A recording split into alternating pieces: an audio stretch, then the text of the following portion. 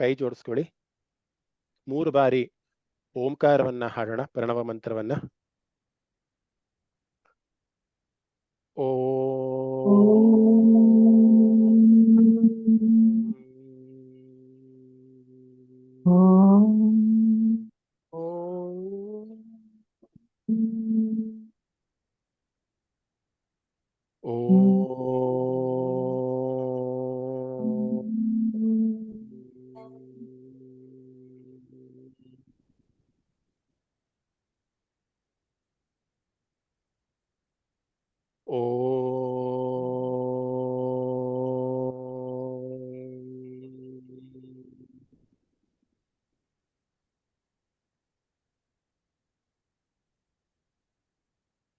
ನಿಮ್ಮ ಕೈಗಳನ್ನ ಒಂದು ಸತಿ ಉಜ್ಜಿ ನಿಮ್ಮ ನೇತ್ರಗಳಿಗೆ ಸ್ಪರ್ಶ ಮಾಡ್ಕೊಳ್ಳಿ.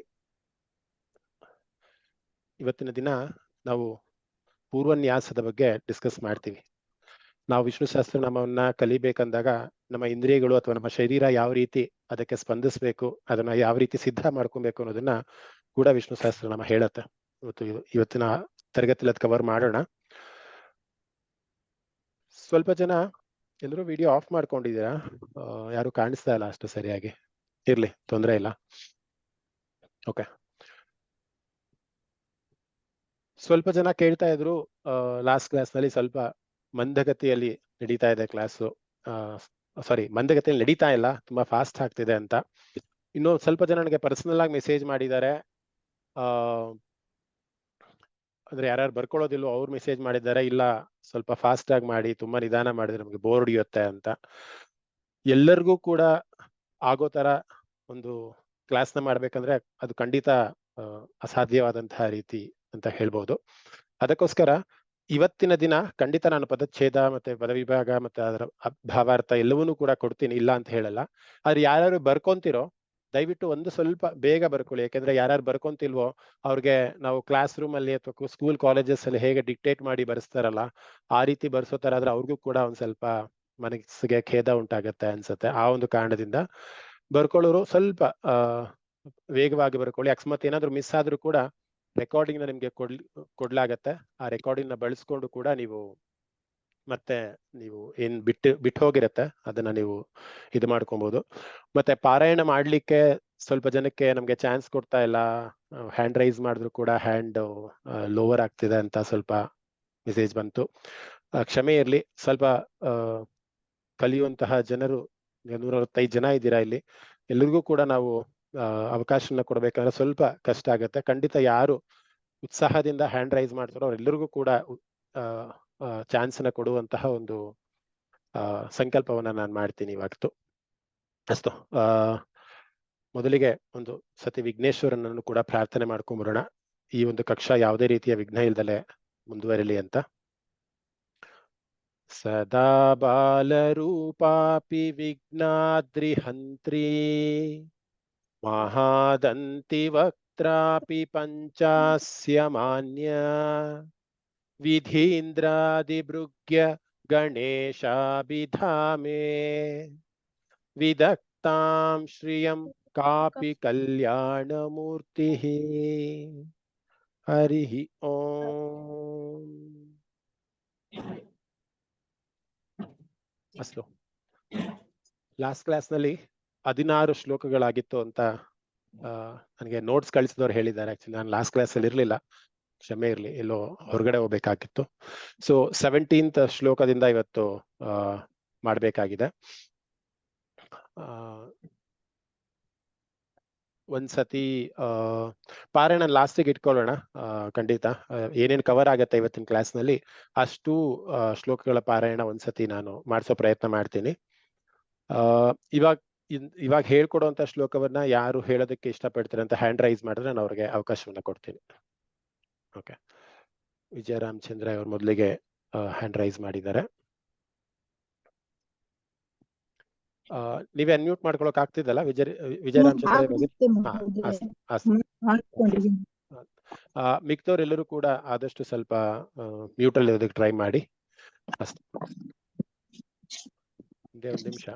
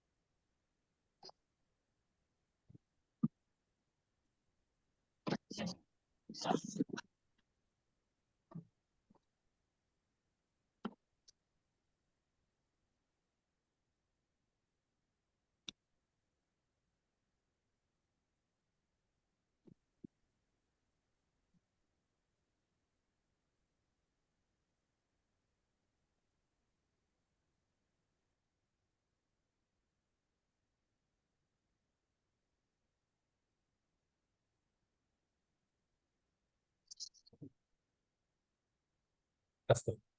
ವಿಜಯಚಂದ್ರ ಭಗಿನಿ ಅನ್ಮ್ಯೂಟ್ ಮಾಡ್ಕೊಳ್ಳಿ. ಮಾಡ್ಕೊಂಡಿದ್ದೀನಿ. ಯಾಕೋ ಸಿಸ್ಟಮ್ ಸ್ವಲ್ಪ ಕೈ ಕೊಡ್ತಾ ಇದೆ, ಅಂದ್ರೆ ಸ್ಲೋ ಇದೆ, ಯಾಕೆ ಅಂತ ಗೊತ್ತಿಲ್ಲ. ಒಂದೇ ಒಂದು ನಿಮಿಷ.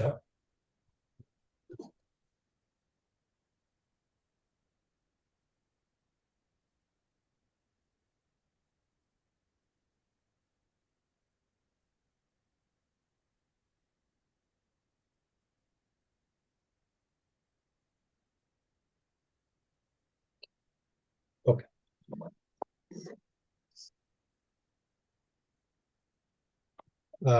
ನಾನು ಒಂದ್ಸತಿ ಹೇಳ್ಕೊಡ್ತೀನಿ, ಎರಡ್ ಸತಿ ರಿಪೀಟ್ ಮಾಡಿ ಭಗಿನಿ. ತಸ್ಯ ಲೋಕ ಪ್ರಧಾನಸ್ಯ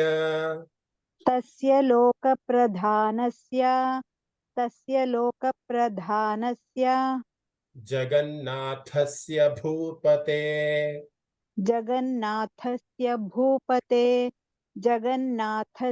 ಭೂಪತೆ ವಿಷ್ಣೋರ್ನಾಮ ಸಹಸ್ರಂ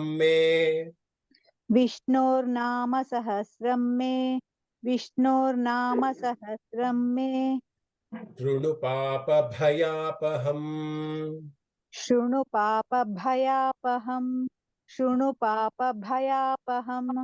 ತಸ್ಯ ಲೋಕ ಪ್ರಧಾನಸ್ಯ ಜಗನ್ನಾಥಸ್ಯ ಭೂಪತೆ ವಿಷ್ಣೋರ್ನಾಮ ಸಹಸ್ರಂ ಮೇ ಶೃಣು ಪಾಪಭಯಾಪಹಂ. ಧನ್ಯವಾದಗಳು ಮಹೋದಯ. ಚೆನ್ನಾಗಿ ಹೇಳಿದ್ರಿ. ಓಕೆ, ಇವಾಗ ಇದರ ಒಂದು ಪದಚ್ಛೇದವನ್ನ ನೋಡೋಣ. ಯಾರು ಬರ್ಕೊಂತಿರೋ ದಯವಿಟ್ಟು ಬರ್ಕೊಳ್ಳಿ.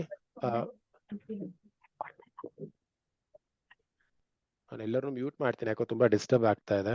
ಓಕೆ, ಹರಿ ಓಂ ಮಹೋದಯ. ಹರಿ ಓಂ ಭಗಿನಿ ಹೇಳಿ. ಲಾಸ್ಟ್ ವೀಕ್ ಕಳ್ಸಿದ್ರಲ್ವಾ ಮೀನಿಂಗ್ಸ್ ಎಲ್ಲಾನು, ಆತರ ಕಳಿಸ್ಲಿಕ್ಕೆ ಆಗತ್ತಾ? ನೋಟ್ ಮಾಡ್ಕೊಳಿಕ್ಕೂ ತುಂಬಾ ಅನುಕೂಲ ಅಂತ ಅನ್ಸುತ್ತೆ ಬರೆಯೋದಕ್ಕಿಂತ. ಇಲ್ಲ, ನೋಟ್ ಮಾಡ್ಕೋಬಹುದು. ಇಲ್ಲ, ಲಾಸ್ಟ್ ವೀಕು ಪದಚ್ಛೇದ ಕೊಡಕ್ ಆಗಿಲ್ಲ ಅಂದ್ಬಿಟ್ಟು ಕಳ್ಸಿದ್ದಷ್ಟೇ. ಬಟ್ ಇವಾಗ ಲೈವ್ ಕ್ಲಾಸ್ ನಲ್ಲಿ ಆದಷ್ಟು ಬರ್ಕೊಳ್ಳೋ ಟ್ರೈ ಮಾಡಿ. ಇಲ್ಲಿಂದಲೇ ಬರ್ಕೊಂಡು ಸಂದೇಹಗಳನ್ನ ನಿವಾರಣೆ ಮಾಡ್ಕೊಂಡ್ಬಿಟ್ರೆ ಅದು ಮುಂದೆ ಪೋಸ್ಟ್ಪೋನ್ ಆಗಲಿಕ್ಕೆ ಅವಕಾಶ ಆಗಲ್ಲ. ಸೊ ಇಲ್ಲೇ ಬರ್ಕೊಂಡ್ರೆ ತುಂಬಾ ಒಳ್ಳೇದು ಅಂತ. ಖಂಡಿತ ಈಗ ಒಂದ್ಸರಿ ಬರ್ಕೊಳ್ಳೋಣ. ಆತರ ಒಂದ್ಸರಿ ಕಳ್ಸಿದ್ರೆ ಇನ್ನೂ ತುಂಬಾ ಯಾವ್ದು ಮಿಸ್ ಆಗಿರುತ್ತೋ ಅನುಕೂಲ ಆಗತ್ತೆ ಅಂತ ಅಷ್ಟೇನೆ.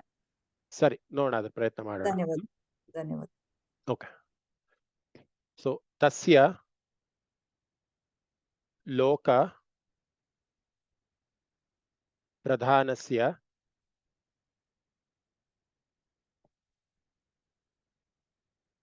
ಜಗನ್ನಾಥಸ್ಯ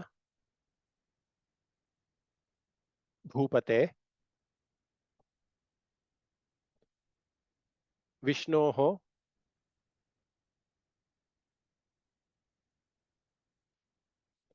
ನಾಮ ಸಹಸ್ರಂ ಮೇ ಶೃಣು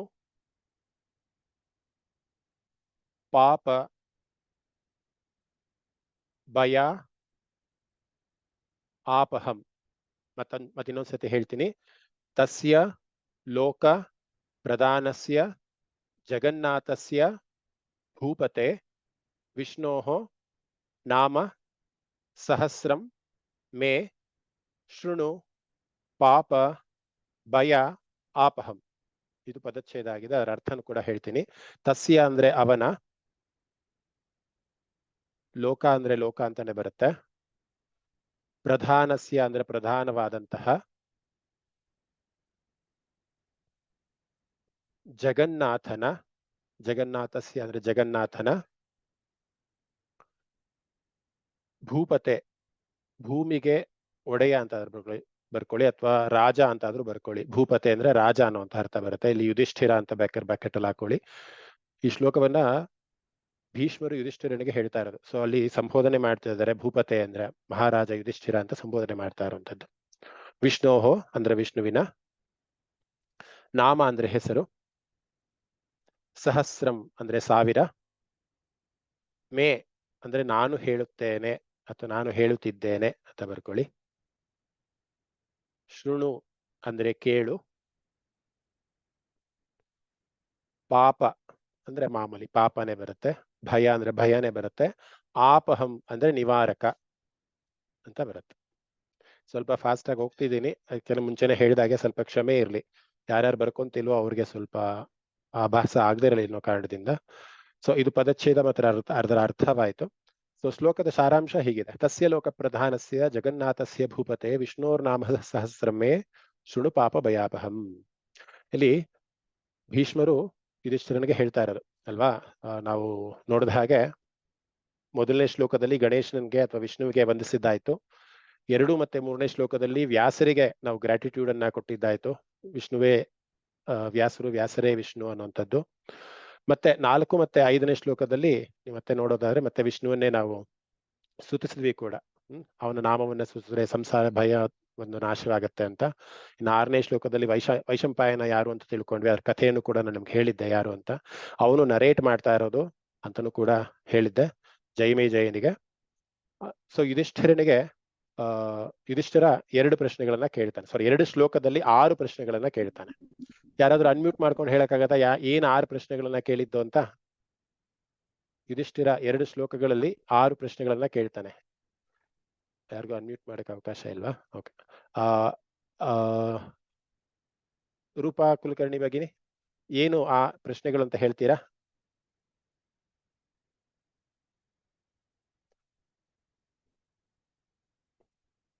ಇವೆಲ್ಲ ತಿಳ್ಕೊಂಡಿರ್ಬೇಕಾದಂತ ವಿಚಾರಗಳು, ಅದಕ್ಕೋಸ್ಕರ ಅಷ್ಟೊಂದು ಸ್ಟ್ರೆಸ್ ಮಾಡಿ ಹೇಳ್ತಾ ಇರುವಂತದ್ದು. ರೂಪಾ ಕುಲಕರ್ಣಿ ಭಗಿನಿ ಅನ್ಮ್ಯೂಟ್ ಮಾಡ್ಕೊಳ್ಳಿ. ಯುಧಿಷ್ಠಿರ 6 ಪ್ರಶ್ನೆಗಳನ್ನ ಕೇಳ್ತಾನೆ ಭೀಷ್ಮನಿಗೆ. 7 ಮತ್ತೆ 8ನೇ ಶ್ಲೋಕದಲ್ಲಿ ಬರುತ್ತೆ ಅದು. ಏನು 6 ಪ್ರಶ್ನೆಗಳು? ರೂಪಾ ಕುಲಕರ್ಣಿ ಭಗಿನಿ ಮಾತಾಡಿ. ನಮಸ್ತೆ ನಮಸ್ತೆ ಮಹೋದಯ. ಹರಿ ಓಂ. 6 ಮತ್ತೆ 7ನೇ ಶ್ಲೋಕ, ಸಾರಿ 7 ಮತ್ತೆ 8ನೇ ಶ್ಲೋಕವನ್ನು ಓದ್ರೆ ನಿಮ್ಗೆ ಅದಕ್ಕೆ 6 ಪ್ರಶ್ನೆಗಳಿಗೂ ಉತ್ತರ ಸಿಕ್ಬಿಡತ್ತೆ.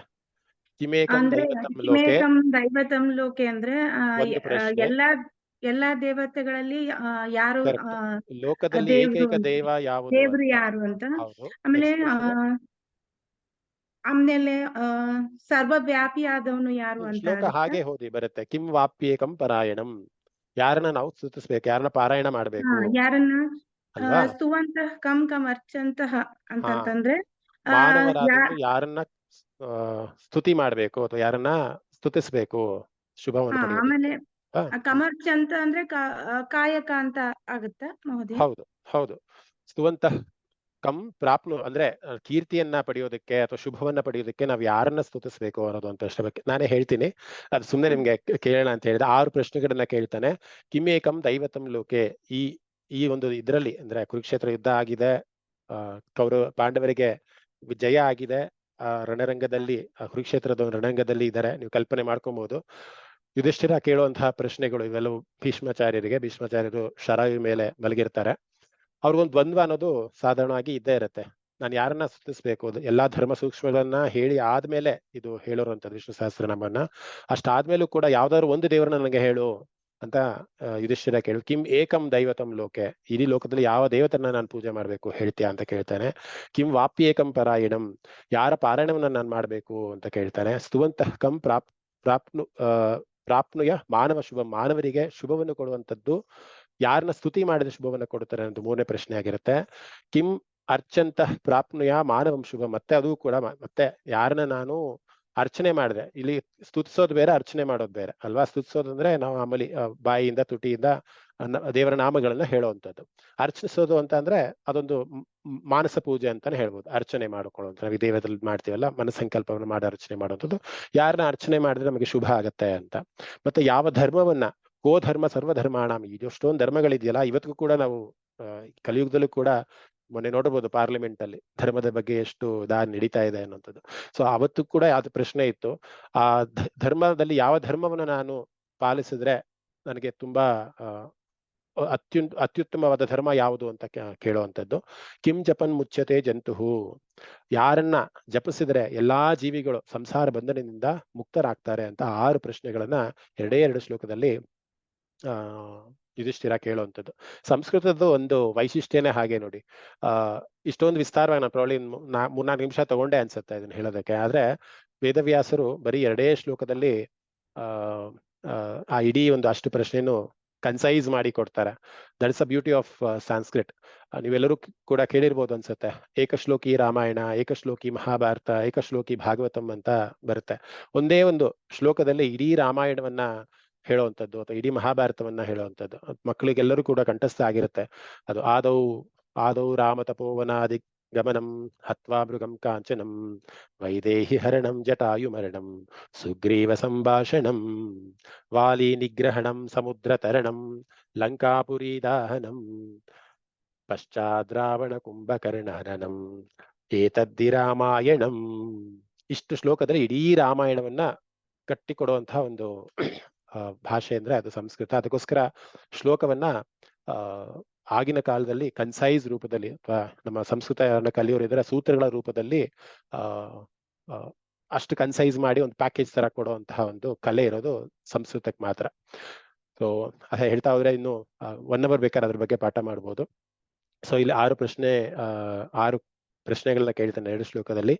ಮತ್ತೆ 9ರಿಂದ 21ನೇ ಶ್ಲೋಕದವರೆಗೂ ಭೀಷ್ಮರು ಅದಕ್ಕೆ ಉತ್ತರವನ್ನ ಕೊಡ್ತಾ ಇರುವಂಥದ್ದು. ಸೊ ಈಗ ನಾವೇನ್ ಕಲಿತಾ ಇದ್ದೀವಿ ಅದರಲ್ಲೂ ಕೂಡ ಭೀಷ್ಮಾಚಾರ್ಯರು ಶರಾಯು ಮೇಲೆ ಮಲ್ಕೊಂಡು ಯುಧಿಷ್ಠಿರನಿಗೆ ಹೇಳ್ತಾ ಇರೋವಂಥದ್ದು. ಈ ತರ ತಸ್ಯ ಲೋಕ ಪ್ರಧಾನಸ್ಯ ಜಗನ್ನಾಥಸ್ಯ ಭೂಪತೆ ವಿಷ್ಣೋರ್ನಾಮ ಸಹಸ್ರಮೇ ಶೃಣು ಪಾಪ ಭಯಾಪಹಂ. ಸೊ ಅದರ ಸಾರಾಂಶ ಹೀಗಿದೆ. ಎಲೈ ರಾಜನೇ, ಈಗ ಪಾಂಡವರು ವಿಜಯರಾಗಿ ಯುಧಿಷ್ಠಿರ ರಾಜನಾಗಿದ್ದಾನಲ್ವಾ, ಅದಕ್ಕೆ ಅವರು ರಾಜನೇ ಅಥವಾ ಭೂಪತೆ ಅಂತ ಅಂದ್ರೆ ರಾಜ ಅನ್ನುವಂತಹ ಒಂದು ಅರ್ಥ ಬರುತ್ತೆ.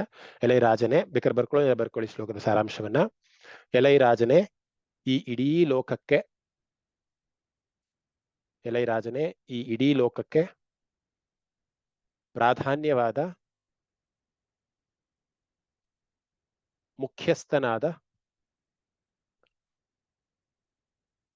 ಜಗನ್ನಾಥನಾದ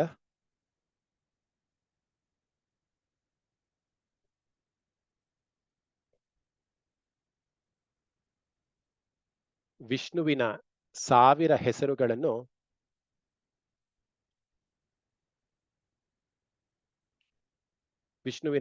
ಹೆಸರುಗಳನ್ನು ಆಲಿಸು. ಶೃಣು ಅಂದ್ರೆ ಆಲಿಸು ಅಂತ. ಏನಾಗತ್ತೆ ಕೇಳೋದ್ರಿಂದ? ನಿನ್ನ ಭಯ, ಆಲಿಸು ಆದ್ಮೇಲೆ ನಿನ್ನ ಭಯ ಹಾಗೂ ಪಾಪಗಳು ನಿವಾರಣೆಯಾಗುತ್ತವೆ. ಮತ್ತೊಮ್ಮೆ ಹೇಳ್ತೀನಿ. ಎಲೈ ರಾಜನೇ, ಈ ಇಡೀ ಲೋಕಕ್ಕೆ ಪ್ರಾಧಾನ್ಯವಾದ ಮುಖ್ಯಸ್ಥನಾದ ಜಗನ್ನಾಥನಾದ ವಿಷ್ಣುವಿನ 1000 ಹೆಸರುಗಳನ್ನು ಆಲಿಸು. ನಿನ್ನ ಭಯ ಪಾಪಗಳು ನಿವಾರಣೆಯಾಗುತ್ತವೆ. ಇದು ಭೀಷ್ಮಾಚಾರ್ಯರು ಯುಧಿಷ್ಠಿರನಿಗೆ ಹೇಳ್ತಾ ಇರೋ ಮಾತಲ್ಲ, ನಮಗೆ ಹೇಳ್ತಾ ಇರೋಂಥ ಮಾತು ಅಲ್ವಾ.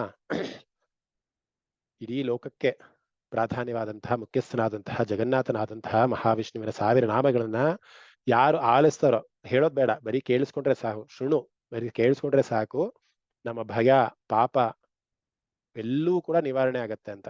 ಇವತ್ತು ಗ್ರೂಪಲ್ಲಿ ಒಂದು ವಿಡಿಯೋನ ಕಳಿಸಿದ್ದೆ ನಾನು. ಬ್ರೋ ಪಾರಾಯಣವನ್ನು ಮಾತ್ರ ಹೇಳ್ತಾರೆ.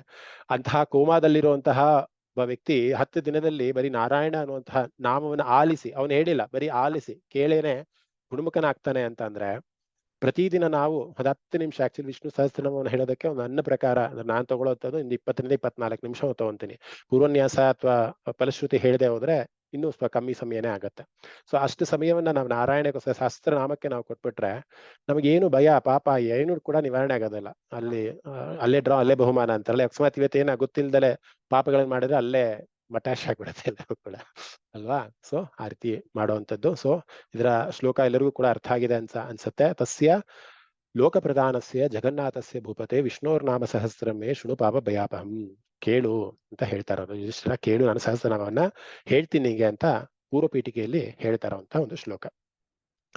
ಒಂದ್ಸತಿ ಎಲ್ಲರನ್ನು ಕೂಡ ಅನ್ಮ್ಯೂಟ್ ಮಾಡ್ತೀನಿ. ಯಾರಿಗಾದ್ರೂ ಏನಾದ್ರು ಪ್ರಶ್ನೆಗಳಿದ್ರೆ ಖಂಡಿತ ಕೇಳ್ಬೋದು. ಯಾರಿಗಾದ್ರೂ ಏನಾದ್ರು ಪ್ರಶ್ನೆಗಳಿದೆಯಾ? ಅನ್ಮ್ಯೂಟ್ ಮಾಡ್ಕೊಬಹುದು. ಅಪಾಹಂ ಅಂದ್ರೆ ನಿವಾರಣೆ, ನಿವಾರಣೆ ಮಾಡ್ತೀನಿ ಅಂತ. ನಿರ್ವಹಣೆ ಅಂತ. ಅಪಹಂ ಅಂದ್ರೆ ನಿರ್ವಹಣೆ. ಭಯ ಮತ್ತೆ ಏನಾದ್ರು ಪಾಪಗಳಿದ್ರೆ ಅದನ್ನ ನಿರ್ವಹಣೆ ಆಗತ್ತೆ. ಅಪಹಂ ಅಂದ್ರೆ ನಿರ್ವಹಣೆ ಅಂತ ಅರ್ಥ. Okay, thank you. Hari Om ಅಣ್ಣ. ಹಾ ಭಗಿನಿ ಹೇಳಿ. ಇದು ವಿಷ್ಣು ಸಹಸ್ರನಾಮದಲ್ಲಿ ಈ ಪೂರ್ವ ಪೀಠಿಕಾ ಆಮೇಲೆ ಲಾಸ್ಟ್ ಇದು ಎಲ್ಲ ಇರುತ್ತಲ್ಲ, ಅದ್ ಹೇಳ್ದೆ ಬರೀ ವಿಷ್ಣು ಸಹಸ್ರನಾಮ ಒಂದು ಹೇಳ್ಬಾರ್ದು ಅಂತ ಆತರ ಏನಾದ್ರು ಉಂಟಾ? ಆತರ ಏನಿಲ್ಲ, ರೂಲ್ ಇಲ್ಲ. ಬೇಕಾದ್ರೆ ನೀವು ಡೈರೆಕ್ಟ್ ಆಗಿ ವಿಷ್ಣುವರ್ ಷಟ್ಕಾರದಿಂದಾನೇ ಶುರು ಮಾಡ್ಬೋದು. ಅದ್ರಲ್ಲಿ ಯಾವುದೇ ದೋಷ ಇಲ್ಲ.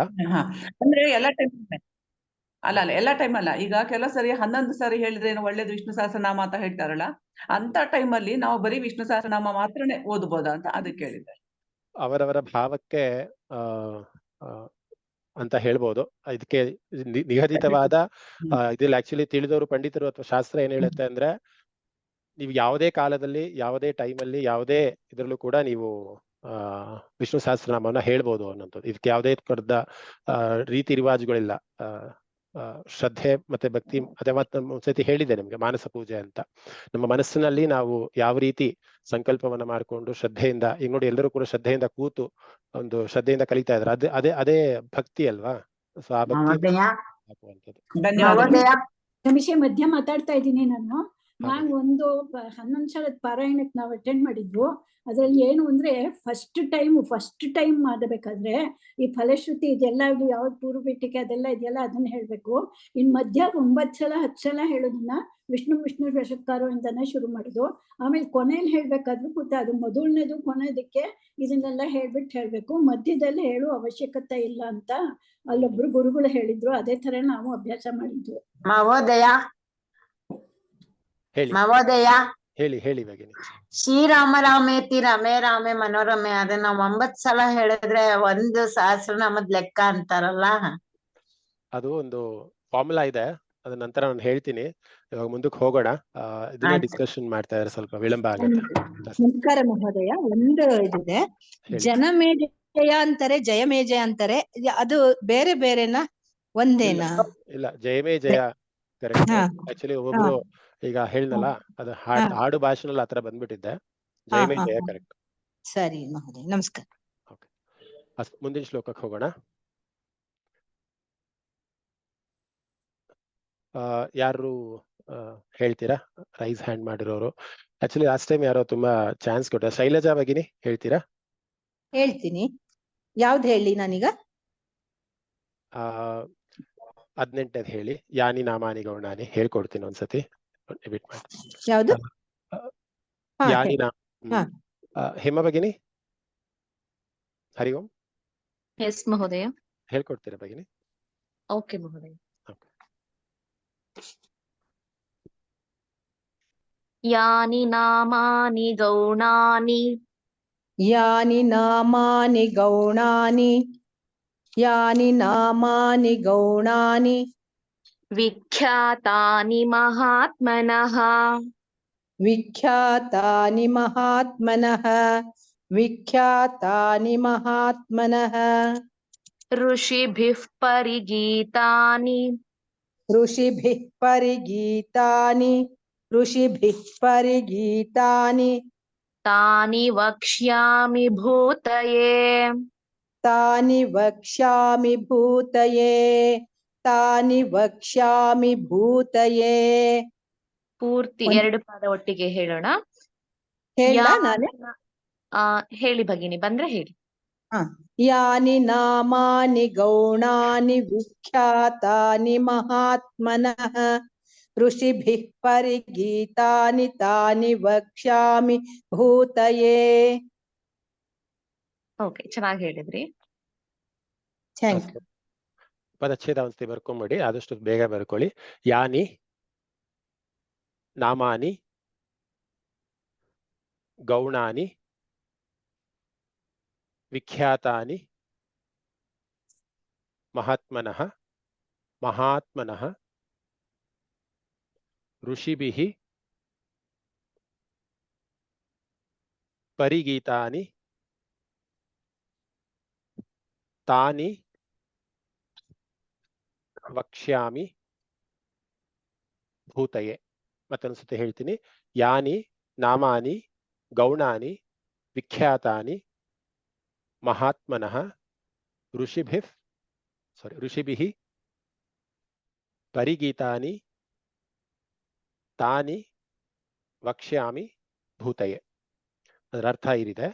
ಯಾನಿ ಅಂದ್ರೆ ಯಾವ, ನಾಮಾನಿ ಅಂದ್ರೆ ಹೆಸರುಗಳ ಅಥವಾ ಹೆಸರುಗಳು, ಗೌಣಾನಿ ಅಂದ್ರೆ ಗುಣಗಳು, ವಿಖ್ಯಾತಾನಿ ಅಂದ್ರೆ ಪ್ರಸಿದ್ಧ, ಮಹಾತ್ಮನಃ ಅಂದ್ರೆ ಮಹಾತ್ಮರ, ಋಷಿಭಿಹಿ ಅಂದ್ರೆ ಋಷಿಗಳಿಂದ, ಪರಿಗೀತಾನಿ ಅಂದ್ರೆ ಹಾಡಲ್ಪಟ್ಟ ಅಥವಾ ಸ್ತುತಿಸಲ್ಪಟ್ಟ, ಹಾಡಲ್ಪಟ್ಟ ಏನಾದ್ರು ಬರೀಬಹುದು. ತಾನಿ ಅಂದ್ರೆ ಅವುಗಳನ್ನು, ವಕ್ಷ್ಯಾಮಿ ಅಂದ್ರೆ ಹೇಳುತ್ತೇನೆ, ಭೂತಯೇ ಅಂದ್ರೆ ನಿನ್ನ ಒಳಿತಿಗಾಗಿ ಅಂತ. ಬೇಕಾದ್ರೆ ಭೂತಗೆ ಮಹೋದಯ ಇನ್ನೊಂದ್ಸಲ ರಿಪೀಟ್ ಮಾಡ್ತೀರಾ? ಯಾನಿ ಅಂದ್ರೆ ಯಾವ, ನಾಮಾನಿ ಅಂದ್ರೆ ಹೆಸರುಗಳು, ಗೌಣಾನಿ ಅಂದ್ರೆ ಗುಣ ಅಥವಾ ಗುಣಗಳು, ವಿಖ್ಯಾತಾನಿ ಅಂದ್ರೆ ಪ್ರಸಿದ್ಧ, ಮಹಾತ್ಮನಃ ಅಂದ್ರೆ ಮಹಾತ್ಮರ, ಋಷಿಭಿಹಿ ಅಂದ್ರೆ ಋಷಿಗಳಿಂದ, ಪರಿಗೀತಾನಿ ಅಂದ್ರೆ ಹಾಡಲ್ಪಟ್ಟಿರುವ ಅಥವಾ ಸ್ತುತಿಸಲ್ಪಟ್ಟಿರುವ, ತಾನಿ ಅಂದ್ರೆ ಅವುಗಳನ್ನು, ವಕ್ಷ್ಯಾಮಿ ಅಂದ್ರೆ ಹೇಳುತ್ತೇನೆ, ಭೂತಯೇ.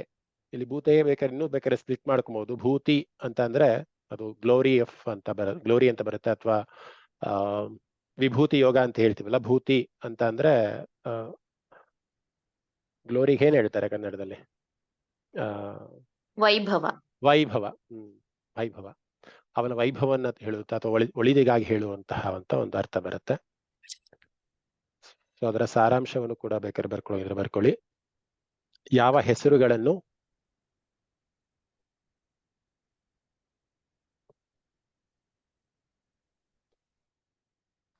ಯಾವ ಹೆಸರುಗಳನ್ನು ಭಗವಂತನ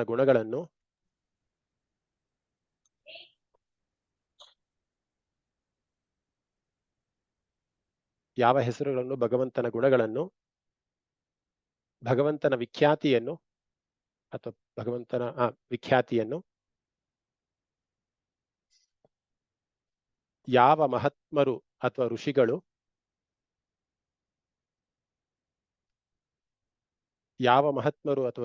ಸ್ತುತಿಸಲ್ಪಟ್ಟಿದ್ದಾರೋ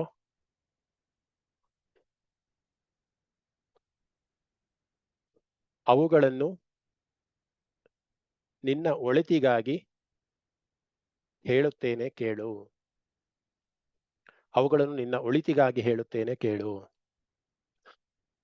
ಮತ್ತೆ ಈ ಶ್ಲೋಕದ ಅರ್ಥ ನೋಡೋದಾದ್ರೆ, ಯಾವ ಹೆಸರುಗಳಿಂದ ಅಂದ್ರೆ ಈಗೇನು ಸಹಸ್ರನಾಮ ಹೇಳ್ತಾರೆ ಭೀಷ್ಮಾಚಾರ್ಯರು, ಇನ್ನು ಹೇಳಿಲ್ಲ, ಅದನ್ನ ಹೇಳ್ತಿದ್ದಾರೆ ನೀವು ಪೂರ್ವ ಪೀಠಿಕೆಯಲ್ಲಿ. ಯಾವ ಹೆಸರುಗಳನ್ನ ನಾನು ಹೇಳ್ತೀನಿ, ಆ ಹೆಸರುಗಳಲ್ಲಿ ಯಾವ ಗುಣಗಳಿದೆ. ನಾನು ಲಾಸ್ಟ್ ಕ್ಲಾಸಲ್ಲಿ ಹೇಳ್ತಾ ಇದ್ದೆ, ವಿಷ್ಣು ಅಂತಂದ್ರೆ ಅದೊಂದು ಹೆಸರು, ಅದಕ್ಕೆ ತನ್ನದೇ ಆದ ಗುಣ ಇದೆ ಅಲ್ವಾ. ನಾವೇ ಇದೆ ವಿಶ್ವ ಮತ್ತೆ ಅಣು ಎರಡು ಸೇರಿ ವಿಷ್ಣು ಆಯ್ತು ಅಂತ. ಸೊ ಅದೊಂದು ಪದಕ್ಕೆ, ಒಂದು ನಾಮಕ್ಕೆ ಅಷ್ಟು ಗುಣ ಇದೆ ಅಂತ ಅಂದ್ರೆ ಸಹಸ್ರನಾಮಕ್ಕೂ ಅದೇ ತರದ ಒಂದು ಗುಣಗಳಿರುತ್ತೆ. ಅಂದ್ರೆ ಪ್ರತಿಯೊಂದು ನಾಮಕ್ಕೂ ಅದರದೇ ಆದಂತ ಒಂದು ಗುಣ ಇದೆ. ಗೌಣಾನಿ ಅಂದ್ರೆ ಗುಣಗಳು, ಆ ಹೆಸರಿಗೆ ಗುಣಗಳಿದೆ ಅಂತ. ಸೊ ಯಾವ ಹೆಸರುಗಳಲ್ಲಿ ಆ ಒಂದು ಪರಮಾತ್ಮನ ಗುಣಗಳು ಅಡಕವಾಗಿದೆಯೋ ಮತ್ತು ಅವು ತುಂಬಾ ಪ್ರಸಿದ್ಧವಾಗಿದೆಯೋ, ವಿಖ್ಯಾತಾನಿ ಅಂದ್ರೆ ಅದು ಎಲ್ಲರಿಗೂ ತಿಳಿದಿರುವಂತಹದ್ದು. ವಿಷ್ಣು ಅಂದ್ರೆ ಒಂಥರ ಅಣುನಲ್ಲೂ ಕೂಡ ತುಂಬಿಕೊಂಡಿದ್ದಾನೆ ಅಂತ ಹೇಳ್ತಾರೆ. ವಿಖ್ಯಾತನಾಗಿರುವಂತಹ ಹೆಸರುಗಳನ್ನು ಉಳಿದಂತಹ, ಗುಣವನ್ನು ಉಳಿದಂತಹ, ಯಾರ್ಯಾರು ಪೂಜಿಸ್ತಾರೆ ಅವನ್ನ, ಮಹಾತ್ಮರು, ಋಷಿಗಳು, ಇವರೆಲ್ಲರೂ ಸ್ತುತಿಸ್ತಾರೆ, ಹಾಡ್ತಾರೆ ಅಲ್ವಾ. ಸಾಮವೇದ ಗೊತ್ತಿರೋರು ಹಾಡಿನ ರೂಪದಲ್ಲಿ ಹಾಡ್ತಾರೆ, ವೇದ ಗೊತ್ತಿರೋದು ಮಂತ್ರದ ರೂಪದಲ್ಲಿ ಹೇಳ್ತಾರೆ, ಏನೂ ಗೊತ್ತಿಲ್ಲದಿರೋರು ಹರ ಶಿವ ಅಂತ ಅನ್ಕೊಂಡು ಸಾಮಾನ್ಯವಾಗಿ ಹೇಳ್ತಾರೆ. ಸೊ ಹಾಗೆ ಋಷಿಗಳು, ಮಹಾತ್ಮರು ಇವರೆಲ್ಲರೂ ಕೂಡ ಹಾಡಿ ಹೊಗಳುತ್ತಿರುವಂತಹ ವಿಷ್ಣುವಿನ ಸಹಸ್ರ ಗುಣವನ್ನ ಹಿಡುವಂತಹ, ಆಡಲ್ಪಟ್ಟಿರುವಂತಹ ಅವುಗಳನ್ನ ನಾನು ನಿನಗೆ ಹೇಳ್ತೇನೆ, ವಕ್ಷ್ಯಾಮಿ ಹೇಳುತ್ತೇನೆ. ಏನಕ್ಕೆ ಹೇಳ್ತೀವಿ ನಾವು? ಪ್ರತಿಯೊಂದು ಯಾವುದೇ ಒಂದು ಏನೋ ಮಾಡ್ಬೇಕು ಅಂದ್ರೆ ಒಂದು ಬೆನಿಫಿಟ್ ಇದ್ರೆ ಮಾತ್ರ ಹೇಳ್ತೀವಲ್ವಾ. ಸೊ ಏನಕ್ಕೆ ಇದೆಲ್ಲ ನಾನು ಇದ್ ಮಾಡ್ತೀನಿ ಅಂತ ಅಂದ್ರೆ, ನಿನ್ನ ಒಳಿತಿಗಾಗಿ. ನಾವು ವಿಷ್ಣು ಸಹಸ್ರನಾಮನು ಇಷ್ಟೆಲ್ಲ ನಾವು ಹೇಳ್ತೀವಲ್ವಾ, ಇಷ್ಟು ಮಾಡಿದ್ರೆ ಇಷ್ಟು ಒಳ್ಳೇದಾಗತ್ತೆ, ಇದ್ ಮಾಡಿದ್ರೆ ಈ ಫಲ ಸಿಗತ್ತೆ ಅಂತ ಹೇಳ್ತೀವಲ್ಲ. ಸೊ ಭೂತಯೇ ಅಂದ್ರೆ ನಿನ್ನ ಒಳಿತಿಗಾಗಿ ನಾನು ಹೇಳ್ತೀನಿ. ಮುಂದೆ ನೀನು ರಾಜ್ಯಭಾರವನ್ನ ಮಾಡೋನಾಗಿದ್ಯಾ, ಇಡೀ ಒಂದು ರಾಜ್ಯವನ್ನ ನೀನ್ ನಿರ್ವಹಣೆ ಮಾಡೋದಿದೆ, ನಿನ್ನ ಒಳಿತಿಗಾಗಿ ಒಂದು ಸಹಸ್ರನಾಮವನ್ನು ಹೇಳ್ತಾ ಇದ್ದೀನಿ ಕೇಳು ಅನ್ನುವಂಥದ್ದು ಈ ಶ್ಲೋಕದ ಅರ್ಥ. ಯಾನಿ ನಾಮಾನಿ ಗೌಣಾನಿ ವಿಖ್ಯಾತಾನಿ ಮಹಾತ್ಮನಃ ಋಷಿಭಿಃ ಪರಿಗೀತಾನಿ ತಾನಿ ವಕ್ಷ್ಯಾಮಿ ಭೂತಯೇ. ಇಲ್ಲಿ ವ್ಯಾಕರಣ ನಿಯಮನ ಸ್ವಲ್ಪ ನೋಡ್ಕೊಳ್ಳಿ. ಇಲ್ಲಿ ಋಷಿಭಿಃ ಮುಂದೆ ಪಾ ಇದೆ, ವಿಸರ್ಗ ಇರೋದ್ರಿಂದ ಅಲ್ಲಿ ಫಕಾರವನ್ನ ಉಚ್ಚಾರಣೆ ಮಾಡಬೇಕು. ಋಷಿಭಿಃ ಪರಿಗೀತಾನಿ ತಾನಿ ವಕ್ಷ್ಯಾಮಿ ಭೂತಯೇ. ಭೂತಯೇ ಮಹಾಪ್ರಾಣ ಭೂ ಇದೆ, ವಿಖ್ಯಾತಾನಿನಲ್ಲಿ ಖಾ ಬಂದು ಮಹಾಪ್ರಾಣ ಇದೆ. ಅದು ಉಚ್ಚಾರಣೆ ಮಾಡ್ಬೇಕಂದ್ರೆ ಸ್ವಲ್ಪ ಗಮನದಲ್ಲಿ ಇಟ್ಕೊಳ್ಳಿ. ಅಸ್ತು, ಮುಂದಕ್ಕೆ ಹೋಗೋಣ. ಯಾರು ಹೇಳ್ತೀರಾ ನೆಕ್ಸ್ಟ್? ರಶ್ಮಿ ರಾವ್ ಭಗಿನಿ. ಋಷಿರ್ನಾಮ್ನಾಂ ಸಹಸ್ರಸ್ಯ ವೇದವ್ಯಾಸೋ ಮಹಾಮುನಿಃ ಭಗಿನಿ ದಯವಿಟ್ಟು ಇದ್ದವರೆಲ್ಲ ಅನ್ಮ್ಯೂಟ್ ಮಾಡ್ಕೊಳ್ಳಿ.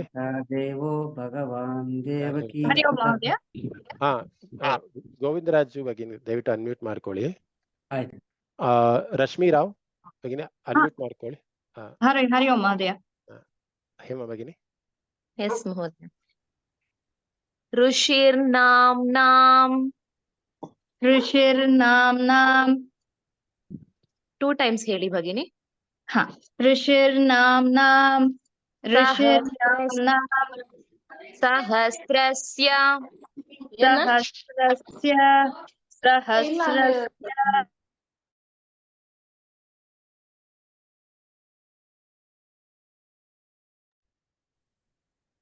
ರಶ್ಮಿ ಭಗಿನಿ ಒಂದ್ಸತಿ ಅನ್ಮ್ಯೂಟ್ ಮಾಡಿ.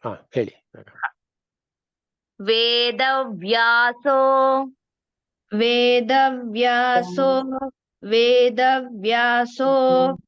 ಮಹಾಮುನಿಃ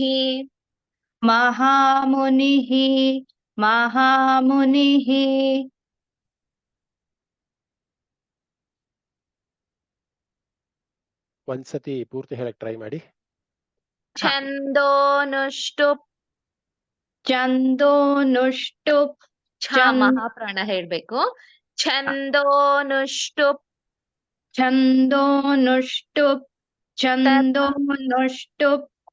ತಥಾ ದೇವೋ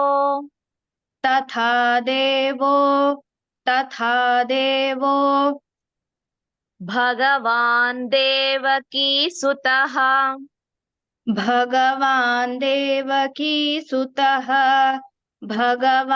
ದೇವಕೀ ಸುತಃ ಋಷಿರ್ನಾಮ್ನಾಂ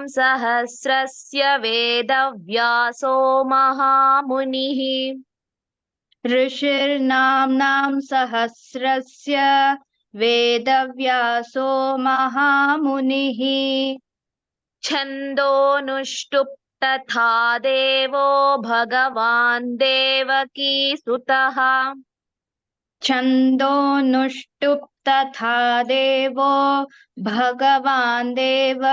ಸುತಃ ಒಂದ್ಸರಿ ಪೂರ್ತಿ ಹೇಳಿ. ಋಷಿರ್ನಾಮ್ನಾಂ ಸಹಸ್ರಸ್ಯ ವೇದವ್ಯಾಸೋ ಮಹಾಮುನಿಃ ಛಂದೋನುಷ್ಟುಪ್ ತಥಾ ದೇವೋ ಭಗವಾನ್ ದೇವಕೀ ಸುತಃ. ಋಷಿರ್ನಾಮ್ನಾಂ ಸಹಸ್ರಸ್ಯ ವೇದವ್ಯಾಸೋ ಇದೆ ಅಲ್ವಾ, ಸಹಸ್ರಸ್ಯ ಆದ್ಮೇಲೆ ಅಲ್ಲಿ ಗ್ಯಾಪ್ ಕೊಡ್ಬಾರ್ದು, ಜೊತೆಗೆ ಹೇಳ್ಬೇಕು. ಸಹಸ್ರಸ್ಯ ವೇದವ್ಯಾಸೋ ಮಹಾಮುನಿ. ಚೆನ್ನಾಗಿ ಹೇಳಿ.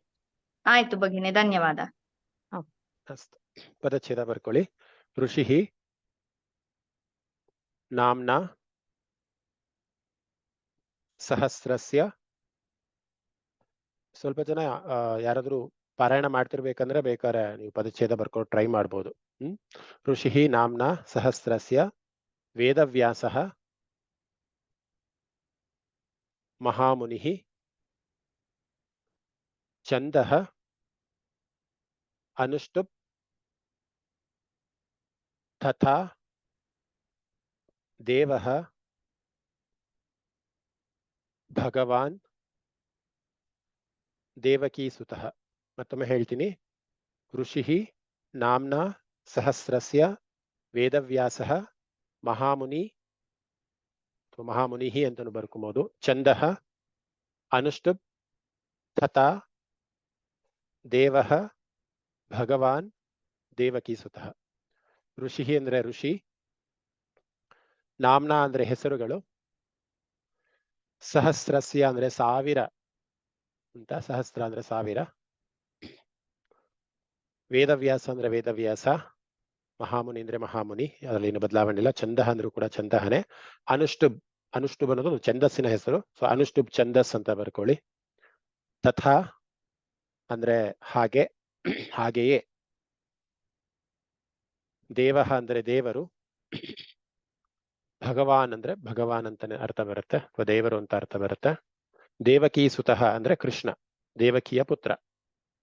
ಮತ್ತೊಮ್ಮೆ ಹೇಳ್ತೀನಿ, ಋಷಿ ಅಂದ್ರೆ ಋಷಿ, ನಾಮ್ನ ಅಂದ್ರೆ ಹೆಸರುಗಳು, ಸಹಸ್ರಸ್ಯ ಅಂದ್ರೆ ಸಾವಿರ, ವೇದವ್ಯಾಸ ಅಂದ್ರೆ ವೇದವ್ಯಾಸ, ಮಹಾಮುನಿ ಅಂದ್ರೆ ಮಹಾಮುನಿ, ಛಂದಃ ಅಂದ್ರೆ ಛಂದಃ, ಅನುಷ್ಠುಪ್ ಅಂದ್ರೆ ಅದೊಂದು ಛಂದಸ್ಸು, ಅನುಷ್ಠು ಛಂದಸ್ಸು, ತಥಾ ಅಂದ್ರೆ ಹಾಗೆಯೇ, ದೇವಃ ಅಂದ್ರೆ ದೇವರು, ಭಗವಾನ್ ಅಂದ್ರೆ ಭಗವಾನ್, ದೇವಕಿ ಸುತಃ ಅಂದ್ರೆ ಕೃಷ್ಣ ಅಥವಾ ದೇವಕಿಯ ಪುತ್ರ.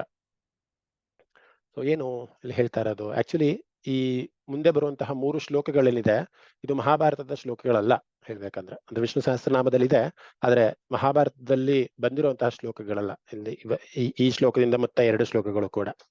ಮತ್ತೆ ಇದು ಗ್ರಾಟಿಟ್ಯೂಡ್ ಅನ್ನ ತೋರಿಸುವಂತಹ ಶ್ಲೋಕನೇ. ನಾವು ಮನಸ್ಸಿನಲ್ಲಿ ವೇದವ್ಯಾಸರನ್ನ ಸ್ಮರಿಸಿಕೊಂಡು ನಾವು ಮುಂದೆ ಈ ಒಂದು ಸಹಸ್ರನಾಮನ ಹೇಳೋದಕ್ಕೆ ಹೊರಡ್ತಾ ಇದ್ದೀವಿ ಅಂತ ಹೇಳ್ತಾನೆ. ಸೊ ಏನ್ ಹೇಳ್ತಾ ಇದ್ದಾರೆ ಇಲ್ಲಿ ಅಂದ್ರೆ, ಸಹಸ್ರನಾಮಗಳನ್ನ ಕೊಟ್ಟಂತಹ ಮಹಾಮುನಿ ಅಥವಾ ಋಷಿ ಅವರು ವೇದವ್ಯಾಸರಲ್ವಾ, ಬೇಕಾದ್ರೆ ಬರ್ಕೊಳ್ಳಿ, ಸಹಸ್ರನಾಮಗಳನ್ನು ಕೊಟ್ಟಂತಹ ಮಹಾಮುನಿ ಅಲ್ಲ, ಅಥವಾ ಬ್ರಾಕೆಟ್ ಅಲ್ಲಿ ಋಷಿ, ವೇದವ್ಯಾಸರಿಗೆ ಸಹಸ್ರನಾಮಗಳನ್ನು ಕೊಟ್ಟ ಮಹಾಮುನಿ ಅಥವಾ ಋಷಿ ವೇದವ್ಯಾಸರಿಗೆ ಕಾಮ ಹಾಕಿ ಅನುಷ್ಠುಪ್ ಛಂದಸ್ಸಿನಲ್ಲಿ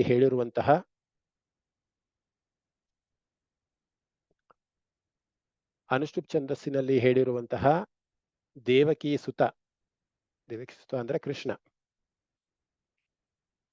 ದೇವಕಿ ಸುತನಾದ ಕೃಷ್ಣನನ್ನು ಸ್ತುತಿಸಿದ್ದಾರೆ. ಸೊ ಏನಿದ್ರ ಅರ್ಥ ಅಂದ್ರೆ, ಋಷಿರ್ ನಾಮ್ನ ಸಹಸ್ರಸ್ಯ, ಸಹಸ್ರಸ್ಯ ಅಂದ್ರೆ ನಾಮಗಳು, 1000 ಹೆಸರುಗಳಲ್ವಾ ಸಹಸ್ರನಾಮ. ಋಷಿರ್ ನಾಮ್ನ, ಋಷಿ ಅಂದ್ರೆ ಯಾರು ಇಲ್ಲಿ, ಋಷಿ ಅಂದ್ರೆ ಇಲ್ಲಿ ವೇದವ್ಯಾಸರು. 1000 ಹೆಸರುಗಳನ್ನ ಹೇಳುವಂತಹ ಯಾರು ಋಷಿ, ವೇದವ್ಯಾಸ ಅನ್ನುವಂತಹ ಒಂದು ಋಷಿ. ಇದು ವಿಷ್ಣು ಸಹಸ್ರನಾಮಕ್ಕಿಂತ ಮೊದಲು ಬಂದಿರುವಂತಹ ಶ್ಲೋಕ ಇದು. ಅದಕ್ಕೆ ಅವ್ರು ಹೇಳ್ತಾ ಇರೋದು, ಸಹಸ್ರನಾಮವನ್ನು ಹೇಳಿರುವಂತಹ ವೇದವ್ಯಾಸ ಋಷಿ. ಒಂದು ಋಷಿ ಋಣ ಅಂತ ಇರುತ್ತಲ್ವಾ, ನಮ್ಗೆಲ್ಲರೂ ಕೂಡ ಗುರು ಋಣ, ಮಾತೃ ಋಣ, ಪಿತೃ ಋಣ, ಋಷಿ ಋಣ ಅಂತ ಇರುತ್ತೆ. ಸೊ ಇಂತಹ ಒಂದು ಸಂಪತ್ತನ್ನ ಕೊಟ್ಟಿರುವಂತಹ 3 ವೇದಗಳನ್ನ ವಿಭಾಗ ಮಾಡಿ ಇಷ್ಟು ಚಂದವಾಗಿ ಒಂದು ಕೊಡುಗೆ ಕೊಟ್ಟಿರುವಂತಹ, ಸನಾತನ ಧರ್ಮಕ್ಕೆ ಕೊಡುಗೆ ಕೊಟ್ಟಿರುವಂತಹ ಮಹಾನ್ ಋಷಿ ವೇದವ್ಯಾಸರನ್ನ ನಾವು ಒಂದ್ಸತಿ ಸ್ಮರಿಸಿಕೊಂಡು, ಅಥವಾ ಅವರಿಗೆ ಒಂದು ಸ್ಮರಿಸೋದು ಏನ್ರಿ, ಅದೇ ಋಷಿ ಋಣ ಅಂದ್ರೆ ಹಾಗೆ ಅಲ್ವಾ, ಅವನಿಗೆ ನಾವು ವಂದಿಸ್ತೀವಿ. ಯಾಕೆ ವಂದಿಸ್ತೀವಿ ಅವನ್ನ ಅಂತ ಅಂದ್ರೆ, ಅಂತ ಭಗವಾನ್ ವಿಷ್ಣುವನ್ನ ಅವನು ಸ್ತುತಿಸಿದ್ದಾನೆ, ಸಹಸ್ರನಾಮಗಳಲ್ಲಿ ಸ್ತುತಿಸಿದ್ದಾನೆ. ಅದಕ್ಕೋಸ್ಕರ ಒಂದ್ಸತಿ ಅಂತಹ ಒಂದು ಮಹಾ ಋಷಿಗೆ ನಾವು ನಮಸ್ಕಾರಗಳನ್ನ ತಿಳಿಸೋಣ ಅಥವಾ ವಂದನೆಯನ್ನ ಮಾಡೋಣ ಅಂತದ್ದು. ನಾವು ಮುಂಚೆನೂ ಕೂಡ 2-3 ಶ್ಲೋಕಗಳಲ್ಲಿ ಕೂಡ ವ್ಯಾಸರಿಗೆ ನಾವು ಸ್ತುತನೆ ಮಾಡಿದಾಗಿದೆ, ವಿಷ್ಣುವೇ ವ್ಯಾಸ, ವ್ಯಾಸವೇ ವಿಷ್ಣು ಅಂತ. ಆದ್ರೂ ಕೂಡ ಇಲ್ಲಿ ಅವನು ಮಹಾನ್ ಋಷಿ ಅಂತ ಹೇಳೋದಕ್ಕೆ ಒಂದು 3 ಶ್ಲೋಕಗಳನ್ನ ಎಕ್ಸ್ಟ್ರಾ ಕೊಟ್ಟಿದ್ದಾರೆ ಇಲ್ಲಿ. ಸೊ ಹೇಳ್ಬೇಕಂದ್ರೆ, ಸಹಸ್ರನಾಮಗಳನ್ನ ಕೊಟ್ಟಂತಹ ಮಹಾಮುನಿ ಋಷಿ ಆದಂತಹ ವೇದವ್ಯಾಸರಿಗೆ. ಸೊ ಇದು ಹೆಂಗ್ ಕೊಟ್ಟಿದ್ದಾರೆ ಅವರು, ಅನುಷ್ಠುಪ್ ಛಂದಸ್ಸಲ್ಲಿ ಕೊಟ್ಟಿದ್ದಾರೆ. ಲಾಸ್ಟ್ ಕ್ಲಾಸ್ ನಲ್ಲಿ ಭಗಿನಿ ಹೇಳ್ತಾ ಇದ್ರು ಅಲ್ವಾ, ಅನುಷ್ಠುಪ್ ಛಂದ ಅಂದ್ರೆ ಏನು, ತ್ರಿಷ್ಠುಪ್ ಛಂದಸ್. ಭಗವದ್ಗೀತೆನಲ್ಲಿ 2 ಛಂದಸ್ಸಿನ ಒಂದು ಪ್ರಯೋಗ ಆಗಿದೆ. ಪ್ರತಿ ಒಂದು ಶ್ಲೋಕದಲ್ಲಿ 4 ಪಾದಗಳಿರುತ್ತೆ ಅಲ್ವಾ, ಎಲ್ಲರೂ ಕೂಡ ಗೊತ್ತೇ ಇದೆ, 4 ಪಾದಗಳಿರುತ್ತೆ. ಅನುಷ್ಠುಪ್ ಛಂದಸ್ಸಲ್ಲಿ 32 ಅಕ್ಷರಗಳಿರುತ್ತೆ ಅಲ್ವಾ, ಒಂದು ಪಾದಕ್ಕೆ 8 ಅಕ್ಷರಗಳು. ಸೊ 4 ಪಾದ ಅಂದ್ರೆ 8 4 32, 8 4 32. ಸೊ 32 ಅಕ್ಷರಗಳಿರುತ್ತೆ. ನೀವು ಯಾವುದೇ ಶ್ಲೋಕವನ್ನ ತಗೊಂಡು ಒಂದೊಂದೇ ಅಕ್ಷರಗಳನ್ನ ಬಿಡಿಸಿ ನೋಡಿದಾಗ ಒಂದು ಪಾದದಲ್ಲಿ 8 ಅಕ್ಷರಗಳಿರುತ್ತೆ. ಮತ್ತೆ ಅನುಷ್ಠುಪ್ ಛಂದಸ್ಸಲ್ಲಿ 4 ಪಾದಗಳಿರುತ್ತೆ. ಅಕ್ಷರಗಳನ್ನ ನೀವು ಕೌಂಟ್ ಮಾಡಿದ್ರೆ ಬರೀ 32 ಅಕ್ಷರಗಳಲ್ಲಿ ಇರುತ್ತೆ. ಅದು ಅನುಷ್ಠುಪ್ ಛಂದಸ್ ಅಂತ.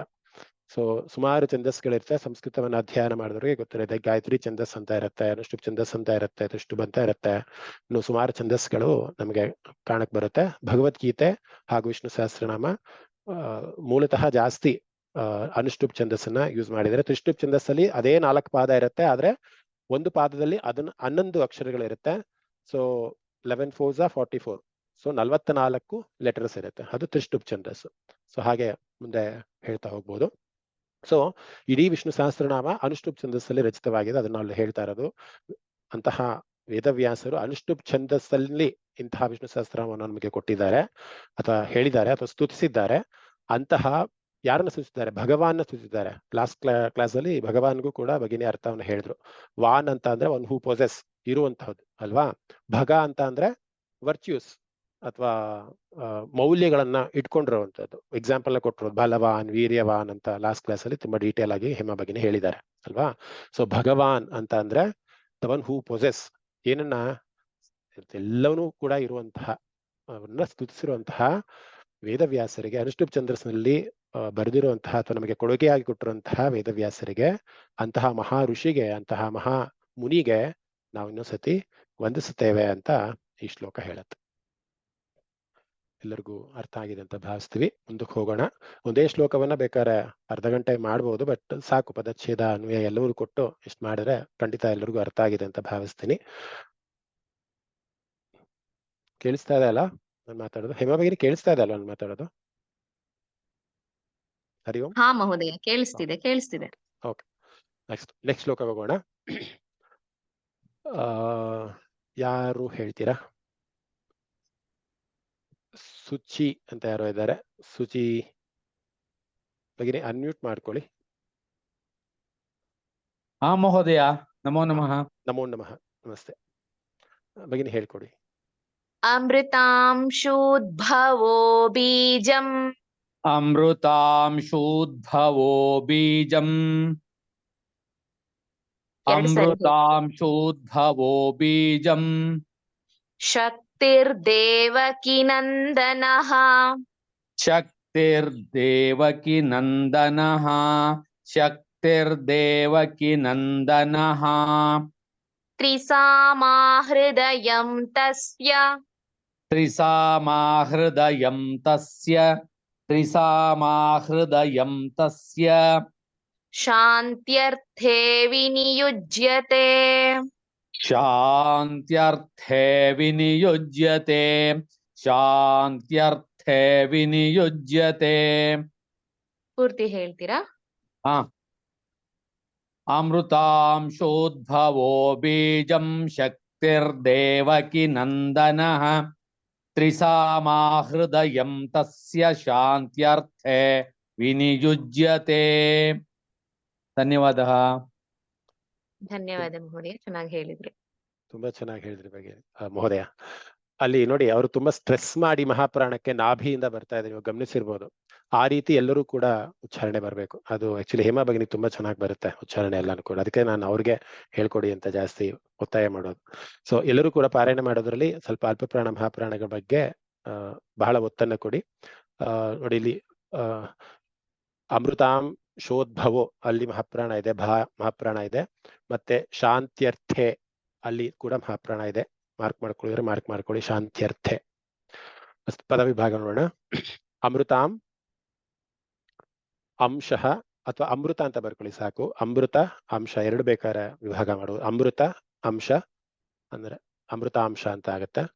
ಉದ್ಭವ ಬೀಜಂ ಶಕ್ತಿ ದೇವಕೀನಂದನಃ ತ್ರಿಸಾಮ ಹೃದಯಂ ತಸ್ಯ ಶಾಂತ್ಯರ್ಥೆ ವಿನಿಯುಜ್ಯತೆ. ಮತ್ತಿನ್ನೊಂದ್ಸತಿ ಹೇಳ್ತೀನಿ. ಅಮೃತ ಅಂಶ ಉದ್ಭವ ಬೀಜಂ ಶಕ್ತಿ ದೇವಕೀನಂದನಃ ತ್ರಿಸಾಮ ಹೃದಯಂ ತಸ್ಯ ಶಾಂತ್ಯರ್ಥೆ ವಿನಿಯುಜ್ಯತೆ. ಅರ್ಥ ಬರ್ಕೊಳ್ಳಿ. ಅಮೃತ ಅಂದ್ರೆ ಅಮೃತನೇ, ಅಥವಾ ನೀವು ಬ್ರಾಕೆಟ್ ಅಲ್ಲಿ ಚಂದ್ರ ಅಂತಲೂ ಕೂಡ ಬರ್ಕೊಬಹುದು. ಚಂದ್ರ ವಂಶದಲ್ಲಿ ಸಂಜಾತನಾಗಿರುವಂತಹ ಒಂದು ಅರ್ಥ ಬರುತ್ತೆ. ಅಮೃತದ ಅಂಶ ಅಂದ್ರೆ ಚಂದ್ರವಂಶ ಅಂತ ಬರುತ್ತೆ. ಸೊ ಅಮೃತ ಬ್ರಾಕೆಟ್ ಅಲ್ಲಿ ಬೇಕಾದ್ರೆ ಚಂದ್ರ ಅಂತ ಬರ್ಕೊಳ್ಳಿ. ಅಂಶ ಅಂದ್ರೆ ಅಂಶನೇ. ಉದ್ಭವ ಅಂದ್ರೆ ಜನ್ಮ, ಚಂದ್ರವಂಶದಲ್ಲಿ ಜನಿಸವನಾದ ಅಂತ ಅರ್ಥ ಬರುತ್ತೆ. ಉದ್ಭವ ಅಂದ್ರೆ ಜನ್ಮ. ಬೀಜಂ ಅಂದ್ರೆ ಬೀಜ. ಶಕ್ತಿ ಅಂದ್ರೆ ಶಕ್ತಿನೇ ಬರುತ್ತೆ. 75-80% ಆಫ್ ದ ವರ್ಡ್ಸ್ ಏನು ಸಂಸ್ಕೃತದಲ್ಲಿದೆ ಅದು ಸಂಸ್ಕೃತ ತಾಯಿ ಆಗಿರೋದ್ರಿಂದ ಎಲ್ಲಾ ಭಾಷೆಗೆ ನಾವೆಲ್ಲ ಮಕ್ಕಳು ತಾಯಿನೇ ಅನುಸರಿಸ್ತೀವಿ ಅನ್ನೋ ರೀತಿಯಲ್ಲಿ ಸಂಸ್ಕೃತನೇ ಅನುಸರಿಸ್ತೀವಿ. ಸೊ ಬೀಜ ಅಂದ್ರೆ ಬೀಜನೇ ಬರುತ್ತೆ, ಶಕ್ತಿ ಅಂದ್ರೆ ಶಕ್ತಿನೇ ಬರುತ್ತೆ. ನಮ್ಮ ಅನುಕೂಲಕ್ಕೆ ತಕ್ಕನಾಗಿ ನಾವು ಸ್ವಲ್ಪ ಪದಗಳನ್ನ ಬೇರೆ ಮಾಡ್ಕೊಂಡಿದೀವಿ, ಇಂಗ್ಲಿಷ್ನ ಹೊರತುಪಡಿಸಿ ಹಂಗ್ ನೋಡಕ್ ಹೋದ್ರೆ. ಸೊ ದೇವಕಿ ನಂದನ ಅಂದ್ರೆ ದೇವಕಿಯ ಸುತ, ದೇವಕಿ ನಂದನ ಅಂತಾನೆ ಬರ್ಕೊಳ್ಳಿ. ತ್ರಿಸಾಮ, ತ್ರಿ ಅಂದ್ರೆ 3, ವೇದದ 3 ಪ್ರಮುಖ ಭಾಗಗಳು ಅಂತ. ತ್ರಿಸಾಮ ಅಂದ್ರೆ 3 ವೇದ ಏನಿದೆ, ಏನು ವಿಂಗಡಿಸಿದರೆ ವೇದವ್ಯಾಸರು 3 ವೇದದ ಪ್ರಮುಖ ಭಾಗಗಳು ಅಂತ ಬರ್ಕೊಳ್ಳಿ. ತ್ರಿಸಾಮ ಅಂದ್ರೆ ಹೃದಯಂ ಅಂದ್ರೆ ಹೃದಯ, ತಸ್ಯ ಅಂದ್ರೆ ಅವನ, ಶಾಂತ್ಯರ್ಥೆ ಅಂದ್ರೆ ಶಾಂತಿಗಾಗಿ, ವಿನಿಯುಜ್ಯತೆ ಅಂದ್ರೆ ವಿನಿಯುಜ್ಯತೆ ಅಂದ್ರೆ ಬಳಸಲ್ಪಡುತ್ತದೆ ಅಂತ ಬರ್ಕೋಬಹುದು. ಸೊ ಏನು ಇದರ ಅರ್ಥ? ಸಾರಾಂಶ ಬರ್ಕೊಂಬಿಡಿ ಒಂದ್ಸತಿ, ಆಮೇಲೆ ಬೇಕಾದ್ರೆ ಅರ್ಥವನ್ನ ಹೇಳ್ತೀನಿ. ಅಮೃತ ವಂಶ ಅಥವಾ ಚಂದ್ರವಂಶದಲ್ಲಿ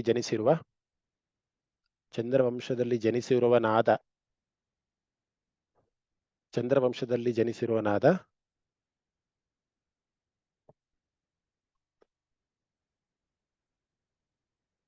ಬೀಜ ಹಾಗೂ ಬೀಜದ ಶಕ್ತಿ, ಹಾಗೆ ಬರ್ಕೊಳ್ಳಿ, ಬೀಜ ಹಾಗೂ ಬೀಜದ ಶಕ್ತಿ ಎರಡೂ ಆ ಕೃಷ್ಣನೇ ಆಗಿರುವ, ಬೀಜ ಹಾಗೂ ಆ ಬೀಜದ ಶಕ್ತಿ ಎರಡೂ ಕೂಡ ಕೃಷ್ಣನೇ ಆಗಿರುವ ತ್ರಿಸಾಮ ಅಂದ್ರೆ ವೇದವ್ಯಾಸರು, ಯಾಕಂದ್ರೆ ಬ್ರಾಕೆಟ್ ಅಲ್ಲಿ ಬರ್ಕೊಳ್ಳಿ ವೇದವ್ಯಾಸರು ಅಂತ. 3 ವೇದಗಳನ್ನ ವಿಂಗಡಿಸಿರುವವರನ್ನು ವೇದವ್ಯಾಸರು, ತ್ರಿಸಾಮ ಅಂದ್ರೆ ವೇದವ್ಯಾಸರು ಅಂತಾನೆ ಬರ್ಕೊಬಹುದು. ಅವರನ್ನು ವೇದವ್ಯಾಸರನ್ನು ಅಂದ್ರೆ ತ್ರಿಸಾಮ ಅಂದ್ರೆ ವೇದವ್ಯಾಸರನ್ನು ಹೃದಯದಲ್ಲಿ ಸ್ಮರಿಸುತ್ತಾ ಶಾಂತಿಗಾಗಿ ವಿಷ್ಣು ಸಹಸ್ರನಾಮವನ್ನು ಪಠಿಸೋಣ. ಶಾಂತಿಗಾಗಿ ವಿಷ್ಣು ಸಹಸ್ರನಾಮವನ್ನು ಪಠಿಸೋಣ.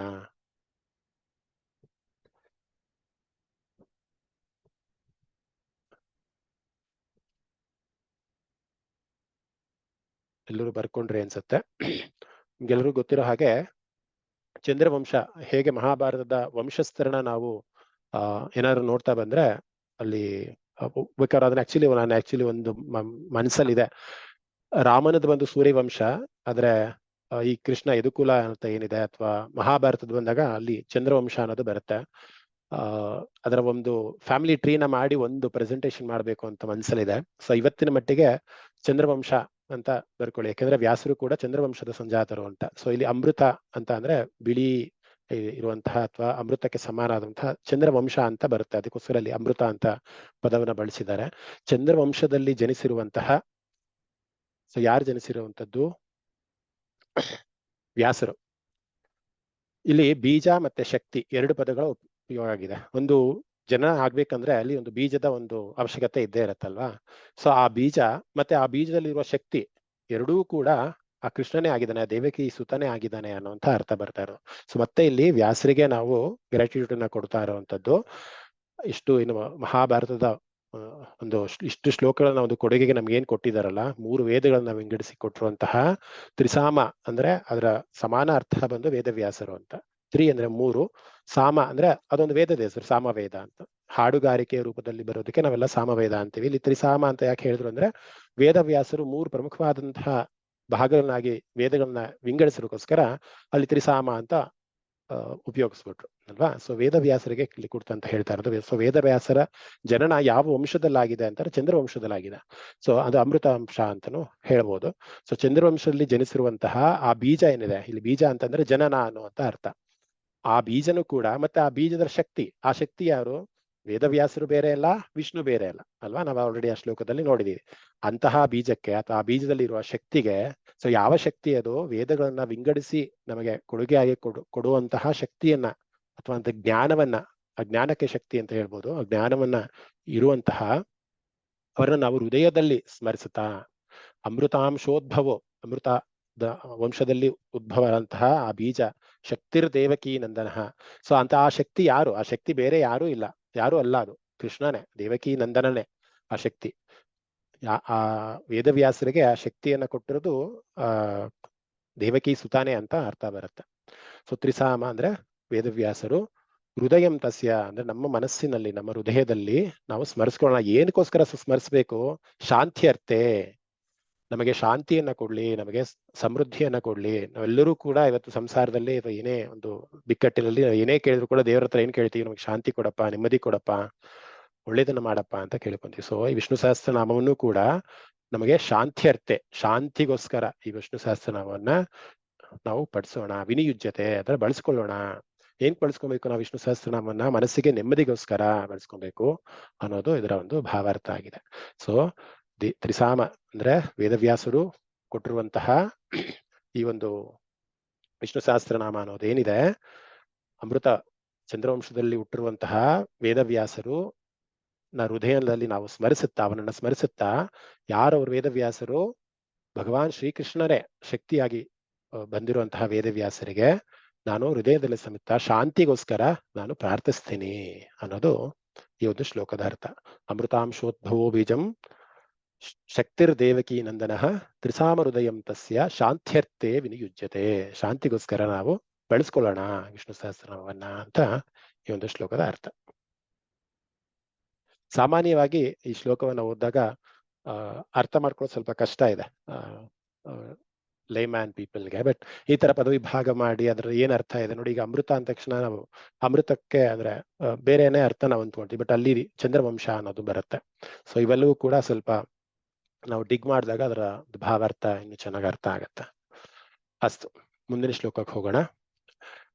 ಇದು ಬಹಳ ಇಂಪಾರ್ಟೆಂಟ್ ಶ್ಲೋಕ ಅಂತ ಹೇಳ್ಬೋದು. ಯಾರ್ಯಾರಿಗೆ ವಿಷ್ಣು ಸಹಸ್ರನಾಮ ಬರಲ್ಲ, ವಿಷ್ಣುಂ ಜಿಷ್ಣುಂ ಮಹಾವಿಷ್ಣುಂ ಪ್ರಭವಿಷ್ಣುಂ ಮಹೇಶ್ವರಂ ಅನೇಕ ರೂಪ ದೈತ್ಯಾಂತಂ ನಮಾಮಿ ಪುರುಷೋತ್ತಮಂ. ನನಗೆ ವಿಷ್ಣು ಸಹಸ್ರನಾಮ ಬರಲ್ಲ, ನಾನು ಕಲ್ತಿಲ್ಲ, ಅಥವಾ ಉಚ್ಚಾರಣೆ ಸರಿ ಬರಲ್ಲ ಅಂತ ಯಾರಾದ್ರೂ ಮನಸ್ಸಲ್ಲಿ ಸ್ವಲ್ಪ ದೋಷಗಳು ಅಥವಾ ರಿಗ್ರೆಟ್ ಅನ್ನೋದಿದ್ರೆ ಇದೊಂದು ಶ್ಲೋಕಗಳನ್ನ ಹೇಳ್ಕೊಂಡ್ಬಿಟ್ರೆ ಸಾಕು.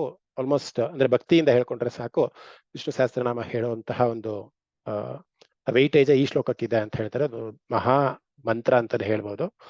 ಮತ್ತೆ ಇಲ್ಲೂ ಕೂಡ ವಿಷ್ಣುವನ್ನೇ ನಾವು ಸ್ಮರಿಸ್ತಾ ಇರುವಂತ ಪುರುಷೋತ್ತಮನನ್ನ.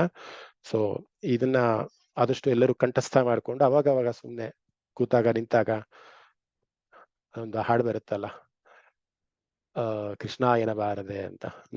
ಸೊ ಹಾಗೆ ಈ ಒಂದು ಶ್ಲೋಕವನ್ನ ಹೇಳ್ಕೊಬಹುದು ನೀವೆಲ್ಲರೂ ಕೂಡ. ಒಂದ್ಸತಿ ಭಗಿನಿ ಹೇಳ್ಕೊಡ್ತಾರೆ, ಇದ್ ಮಾಡೋಣ. ಸೊ ಯಾರು ಹೇಳ್ತೀರಾ? ಸತೀಶ್ KS ಮಹೋದಯ. ಪಾಪ ಆಶಾ ಅವ್ರು ಕೈ ಎತ್ತಾ ಇದಾರೆ. ಆಶಾ ಭಗಿನಿ ನೆಕ್ಸ್ಟ್ ನಿಮ್ಗೆ ಚಾನ್ಸ್ ಕೊಡೋಣ ಖಂಡಿತ. ಲಕ್ಲಿ ಲಲಿತಾ ಅವರು ಕೂಡ ಕೈ ಎತ್ತಾ ಇದಾರೆ. ಇವಾಗ ಸತೀಶ್ ಮಹೋದಯ ಇವಾಗ ಅನ್ಮ್ಯೂಟ್ ಮಾಡ್ಕೊಳ್ಳಿ ಭಗಿನಿ. ಮಹೋದಯ.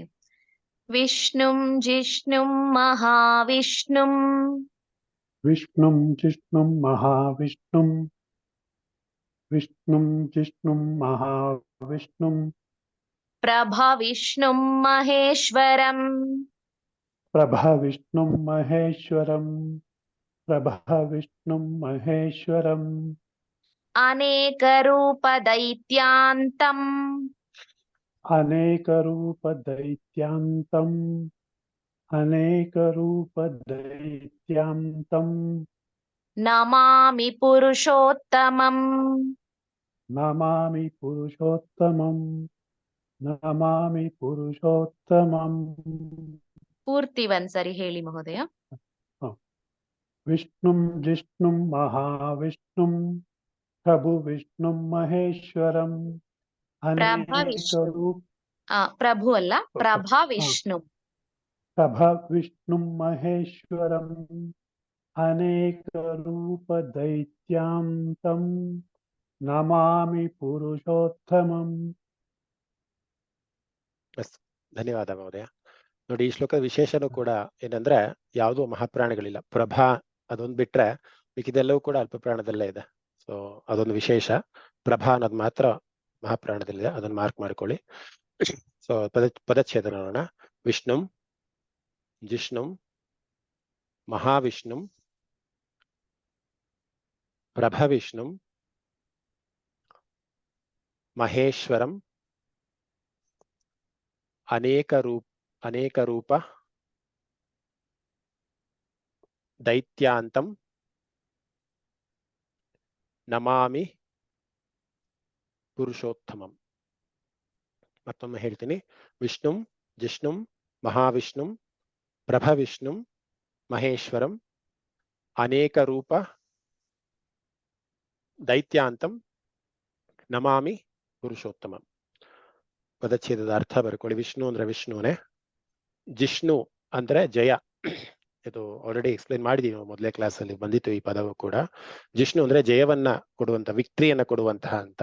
ಸೊ ಯಾರದು? ವಿಷ್ಣುನೇ. ಸೊ ವಿಷ್ಣುಗೆ ಇನ್ನೊಂದು ಅರ್ಥ ಸದಾ ವಿಜಯ, ಎವರ್ ವಿಕ್ಟೋರಿಯಸ್ ಅಂತ. ಸೊ ಜಯ ಅಂತ ಬರ್ಕೊಳ್ಳಿ ಬೇಕಾದ್ರೆ ಕನ್ನಡದಲ್ಲಿ, ಅಥವಾ ಇಂಗ್ಲಿಷ್ ನಲ್ಲಿ ಬರ್ಕೊಳ್ಳೋರು ಎವರ್ ವಿಕ್ಟೋರಿಯಸ್ ಅಂತ ಬರ್ಕೊಳ್ಳಿ. ಮಹಾವಿಷ್ಣು ಅಂದ್ರೆ ಮಹಾವಿಷ್ಣು, ಪ್ರಭವಿಷ್ಣು, ಪ್ರಭೆ ಅಂತ ಅಂದ್ರೆ ಬೆಳಕು, ಬೆಳಕನ್ನು ಕೊಡುವಂತಹ ವಿಷ್ಣು ಅಂತಾನು ಬರ್ಕೊಳ್ಳಿ. ಅಥವಾ ಇಂಗ್ಲಿಷ್ ನಲ್ಲಿ ಬೇಕಾದ್ರೆ ಕಂಟ್ರೋಲರ್ ಅಂತ ಬರ್ಕೊಬಹುದು, ಪ್ರಭವಿಷ್ಣು. ಮಹೇಶ್ವರಂ, ಮಹಾ ಈಶ್ವರ, ಮಹೇಶ್ವರ ಅಂದ್ರೆ ಲಾರ್ಡ್ ಆಫ್ ಆಲ್, ಈಶ್ವರನಿಗೆ ಈಶ್ವರ ಅಂತಾನು ಬರ್ಕೋಬಹುದು. ಮಹಾ ಈಶ್ವರ, ನಿರ್ಗುಣ ನಿರಾಕಾರ ಸ್ವರೂಪ, ಅವನೇ ಬೇರೆ ಅಲ್ಲ, ಈಶ್ವರ ಬೇರೆ ಅಲ್ಲ. ಸೊ ಹಾಗಾಗಿ ಮಹೇಶ್ವರ ಅಂದ್ರೆ ಮಹಾ ಈಶ್ವರ ಅಂತ ಅರ್ಥ ಬರುತ್ತೆ. ಅನೇಕ ರೂಪ, ಅಲ್ಲೇ ಪದ ಹೇಳ್ತಾ ಅನೇಕ ರೂಪ ಅಂದ್ರೆ ಅನೇಕ ರೂಪನೇ. ದೈತ್ಯಾಂತಂ, ದೈತ್ಯರ ಸಂಹಾರಕ, end of all negative forces, devil or end of all devil forces ಅಂತ ಬರ್ಕೊಬಹುದು. ದೈತ್ಯಾಂತ, ದೈತ್ಯದ ಸಂಹಾರಕ. ನಮಾಮಿ, ನಮಿಸುತ್ತೇನೆ. ಪುರುಷೋತ್ತಮಂ, ಪುರುಷೋತ್ತಮಂ ಶ್ರೇಷ್ಠ ಪುರುಷ, ಪುರುಷರಲ್ಲಿ ಉತ್ತಮ, ಪುರುಷೋತ್ತಮ ಅಂತ ಬರ್ಕೊಬಹುದು. ಮತ್ತೊಮ್ಮೆ ಹೇಳ್ತೀನಿ, ವಿಷ್ಣು ವಿಷ್ಣು, ಜಿಷ್ಣು ಅಂದ್ರೆ ಜಯ, ಮಹಾವಿಷ್ಣು ಅಂದ್ರೆ ಮಹಾವಿಷ್ಣುನೇ ಬರುತ್ತೆ. ಪ್ರಭವಂ ಅಂತ ಅಂದ್ರೆ ಪ್ರಭವೆಯನ್ನ ಅಥವಾ ಬೆಳಕನ್ನ, ಕಾಂತಿಯನ್ನ ಕೊಡುವಂತಹ ವಿಷ್ಣು. ಮಹೇಶ್ವರಂ, ಮಹಾ ಈಶ್ವರ, ಈಶ್ವರನಿಗೆ ಈಶ್ವರ ಅಂತ ಆದ್ರೂ ಬರ್ಕೊಬಹುದು, ಮಹೇಶ್ವರ. ಅನೇಕ ರೂಪ ಅಂದ್ರೆ ಅನೇಕ ರೂಪನೇ. ದೈತ್ಯಾಂತಂ ಅಂದ್ರೆ ದೈತ್ಯರ ಸಂಹಾರಕ. ನಮಾಮಿ ಅಂದ್ರೆ ನಮಿಸುತ್ತೇನೆ. ಪುರುಷೋತ್ತಮಂ ಅಂದ್ರೆ ಪುರುಷರಲ್ಲಿ ಶ್ರೇಷ್ಠ, ಪುರುಷೋತ್ತಮ ಅಂತ. ಸೊ ಇದು ನಾನೇನು ಎಕ್ಸ್ಪ್ಲೈನ್ ಮಾಡ್ಬೇಕಾಗಿಲ್ಲ, ಇಲ್ಲ ಶ್ಲೋಕನೇ ಹೇಳುತ್ತೆ. ಸೊ ವಿಷ್ಣು ಅಂತ ಆಲ್ರೆಡಿ ಹೇಳಿದೆ ಹೇಗ್ ಬಂತು ಅಂತ. ವಿಷ್ಣು ಅಂತ ಅಂದ್ರೆ ಅದು ಎರಡು ಭಾಗಗಳಾಗಿ ವಿಭಾಗ ಮಾಡ್ಬೋದು. ವಿಶ್ವ ಅಂದ್ರೆ ಇಡೀ ಬ್ರಹ್ಮಾಂಡ, ಅಣು ಅಂತ ಅಂದ್ರೆ ಆಟಮ್ಸ್ ಅಲ್ವಾ, ಅಣು. ಸೊ ವಿಶ್ವ ಮತ್ತೆ ಅಣು.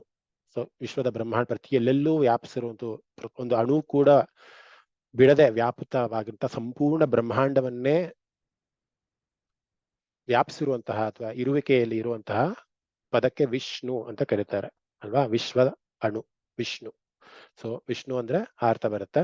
ಜಿಷ್ಣು ಅಂತ ಅಂದ್ರೆ ಯಾವಾಗಲೂ ಕೂಡ ಜಯ, ಎಲ್ಲಿ ವಿಷ್ಣು ಇರ್ತಾನೋ. ಈಗ ಅಷ್ಟೊಂದು ಅಕ್ಷೋಹಿಣಿ ಸೈನ್ಯ ಇತ್ತು ಕೌರವರಲ್ಲಿ ಅಲ್ವಾ, ಪಾಂಡವರಿಗೆ ಅದಕ್ಕಿಂತ ನ್ಯೂನವಾಗಿ ಅಕ್ಷೋಹಿಣಿ ಸೈನ್ಯ ಇತ್ತು. ಆದ್ರೆ ಕೃಷ್ಣ ಅವನ ಜೊತೆ ಇದ್ದ ಅಲ್ವಾ. ಸೊ ಜಿಷ್ಣು ಆದ್ರೆ ಯಾರಿಗೆ ಜಯ ಆಯ್ತು? ಕೃಷ್ಣ ಇದ್ದ ಕಡೆ ಜಯ ಆಯ್ತು. ಸೊ ಎಲ್ಲಿ ಕೃಷ್ಣ ಇರ್ತಾನೋ ಅಲ್ಲಿ ಯಾವಾಗ್ಲೂ ಜಯ ಇರುತ್ತೆ ಅಂತ.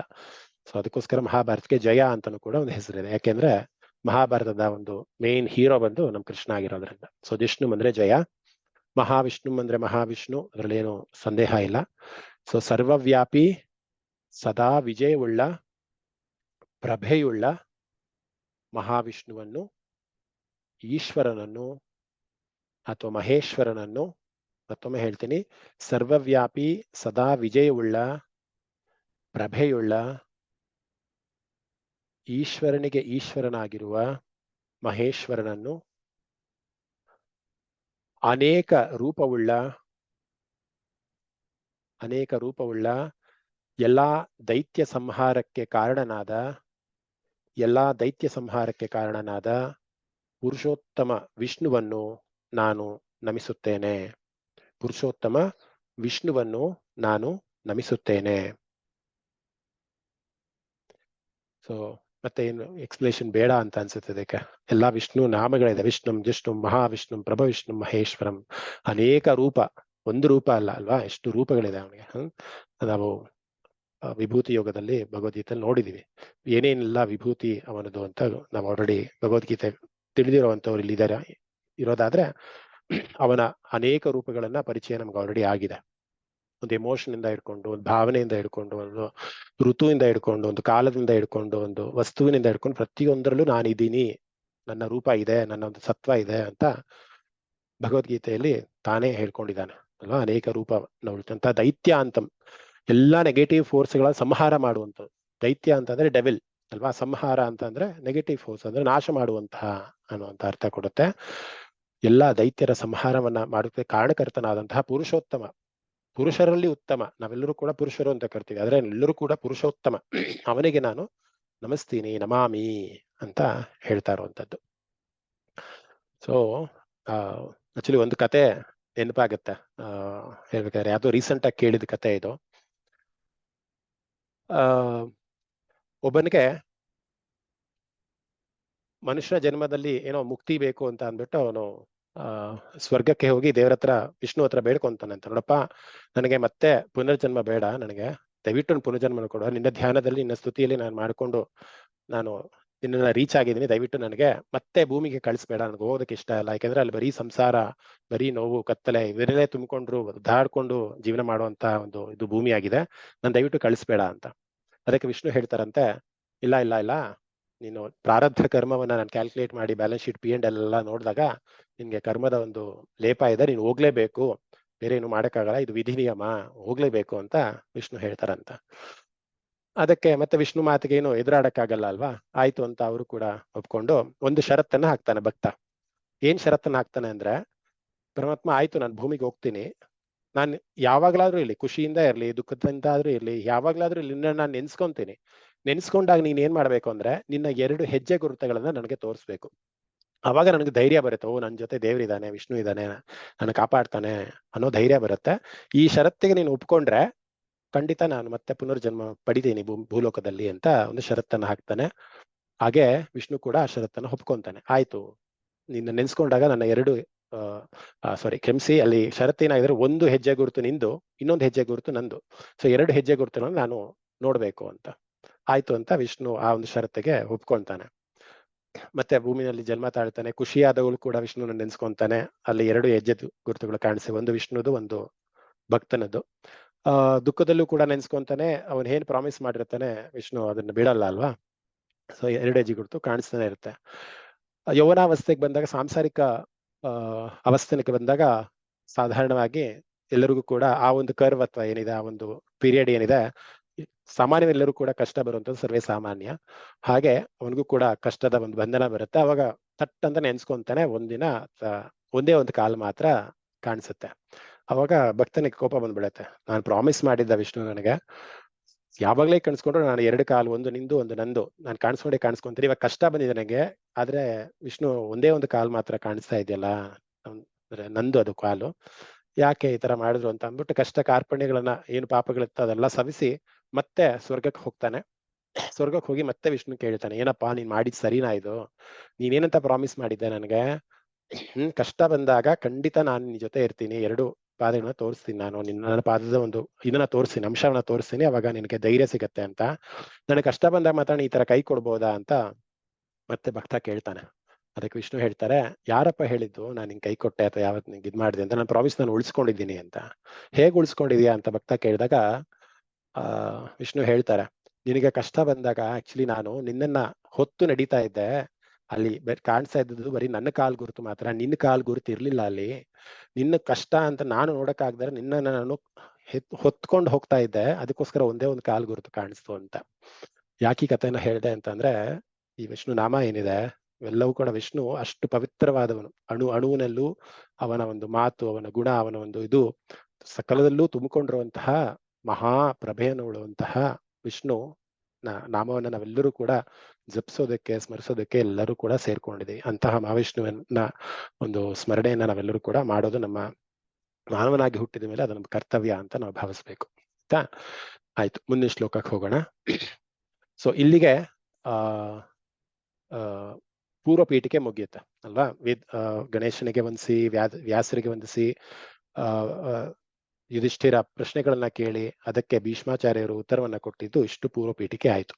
ಇನ್ನ ವಿಷ್ಣು ಸಹಸ್ರನಾಮವನ್ನ ಹೇಳೋದಕ್ಕೆ ನಾವು ಸಿದ್ಧತೆಯನ್ನ ಮಾಡ್ಕೊಳ್ಳೋದಕ್ಕೆ ಪೂರ್ವನ್ಯಾಸ ಅಂತ ಕರೀತಾರೆ. 2 ಪದದ ಇಲ್ಲಿ ಇದೆ, ಪೂರ್ವ ಮತ್ತೆ ನ್ಯಾಸ ಅಂತ. ಪೂರ್ವ ಅಂತಂದ್ರೆ ಮುಂಚಿತವಾಗಿ ಏನಾದ್ರು ಮಾಡಕ್ಕೆ, ಅದಕ್ಕೆ ನಾವು ಕಾರಲ್ಲಿ ಏನೋ ಒಂದು ಡೆಸ್ಟಿನೇಷನ್ಗೆ ಎಲ್ಲ ಹೋಗ್ಬೇಕು ಅಂತ ಆದಾಗ ನಾವು ಕಾರಲ್ಲಿ ಕುತ್ಕೊಂಡು ಹೇಳ್ಕೊಂತೀವಲ್ಲ, ಓಕೆ ಟೈರ್ ಪಂಚರ್ ಆಗಿಲ್ಲ, ಪೆಟ್ರೋಲ್ ಇದೆ, ಸೀಟ್ ಬೆಲ್ಟ್ ಹಾಕೊಂಡಿದೀವಿ, ಓಕೆ ರೆಡಿ ಆಗಿದೀವಿ ಹೋಗೋದಕ್ಕೆ ಅಂತ ರೆಡಿ ಆಗ್ತೀವಲ್ಲ. ಸೊ ಅದು ಪೂರ್ವ, ಅಂದ್ರೆ ಹೋಗೋದಕ್ಕಿಂತ ಮುಂಚೆ ಅಂತ. ನ್ಯಾಸ ಅಂದ್ರೆ ಸ್ಥಾಪನೆ ಅಂತ, ಪೂರ್ವ ನ್ಯಾಸ ಅಂದ್ರೆ ಮುಂಚೆ ಸಿದ್ಧತೆ ಅಂತ. ವಿಷ್ಣು ಸಹಸ್ರನಾಮವನ್ನು ಹೇಳೋದಕ್ಕಿಂತ ಮುಂಚೆ ನಾವೇನ್ ಮಾಡ್ಬೇಕು ಅನ್ನೋದನ್ನ ಪೂರ್ವ ನ್ಯಾಸ ಅಂತ ಕರೀತಾರೆ. ಹೇಮ ಭಗಿನಿ ಹೇಳ್ತೀರಾ? ಹಾ, ಹೇಳ್ಕೊಡ್ತೀನಿ ಮಹೋದಯ. ಪೂರ್ತಿ ಒಂದ್ಸರಿ ಪಾರಾಯಣ ಮಾಡ್ಬಿಟ್ಟು ಆಮೇಲೆ ಅರ್ಥ ತಿಳ್ಕೊಳ್ಳೋಣವಾ, ಅಥವಾ ಒಂದೊಂದೇ ನಾಮಗಳನ್ನ ಹೇಳ್ತಾ ಹೋಗೋದಾ, ಒಂದೊಂದು ವಾಕ್ಯವನ್ನ? ನೀವು ಹೇಗೆ ಹೇಳ್ತೀರೋ ಹಾಗೆ ಮಾಡಿ ಮುಂದುವರಿಸಿ. ಯಾಕಂದ್ರೆ ಸಮಯನೂ ತುಂಬಾ ಕಡಿಮೆ ಇದೆ. ಇದನ್ನ ಫಸ್ಟ್ ಕಲ್ತ್ಕೊಂಡ್ಬಿಡೋಣ, ಪೂರ್ತಿ ಅರ್ಥ ಸಮಯ ನೋಡ್ಕೊಂಡು ಮಾಡಿದ್ರೆ ಆಯ್ತು. ಅಸ್ತು, ಹಾಗೆ ಮಾಡಿ. ಓಕೆ, ಅನ್ಮ್ಯೂಟ್ ಮಾಡಿ ಮಹೋದಯ. ಯಾರು ಹೇಳ್ತೀರಾ ನೆಕ್ಸ್ಟ್? ಯಾರೋ ಕೈ ಎತ್ತಿದ್ರು, ಸಾರಿ, ಆಶಾ ಭಗಿನಿ. ನಾನ್ ಪ್ರಾಮಿಸ್ ಮಾಡಿದೆ ಆಶಾ ಭಗಿನಿಗೆ. ಒಂದು ನಿಮಿಷ. ಆಶಾ ಭಗಿನಿ.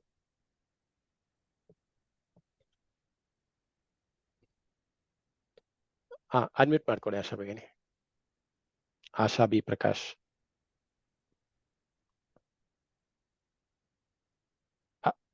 ಆಶಾ ಭಗಿನಿ ಅನ್ಮ್ಯೂಟ್ ಮಾಡ್ಕೊಳ್ಳಿ. ಆಶಾ ಬಿ ಪ್ರಕಾಶ್. ಒಂದ್ ನಿಮಿಷ.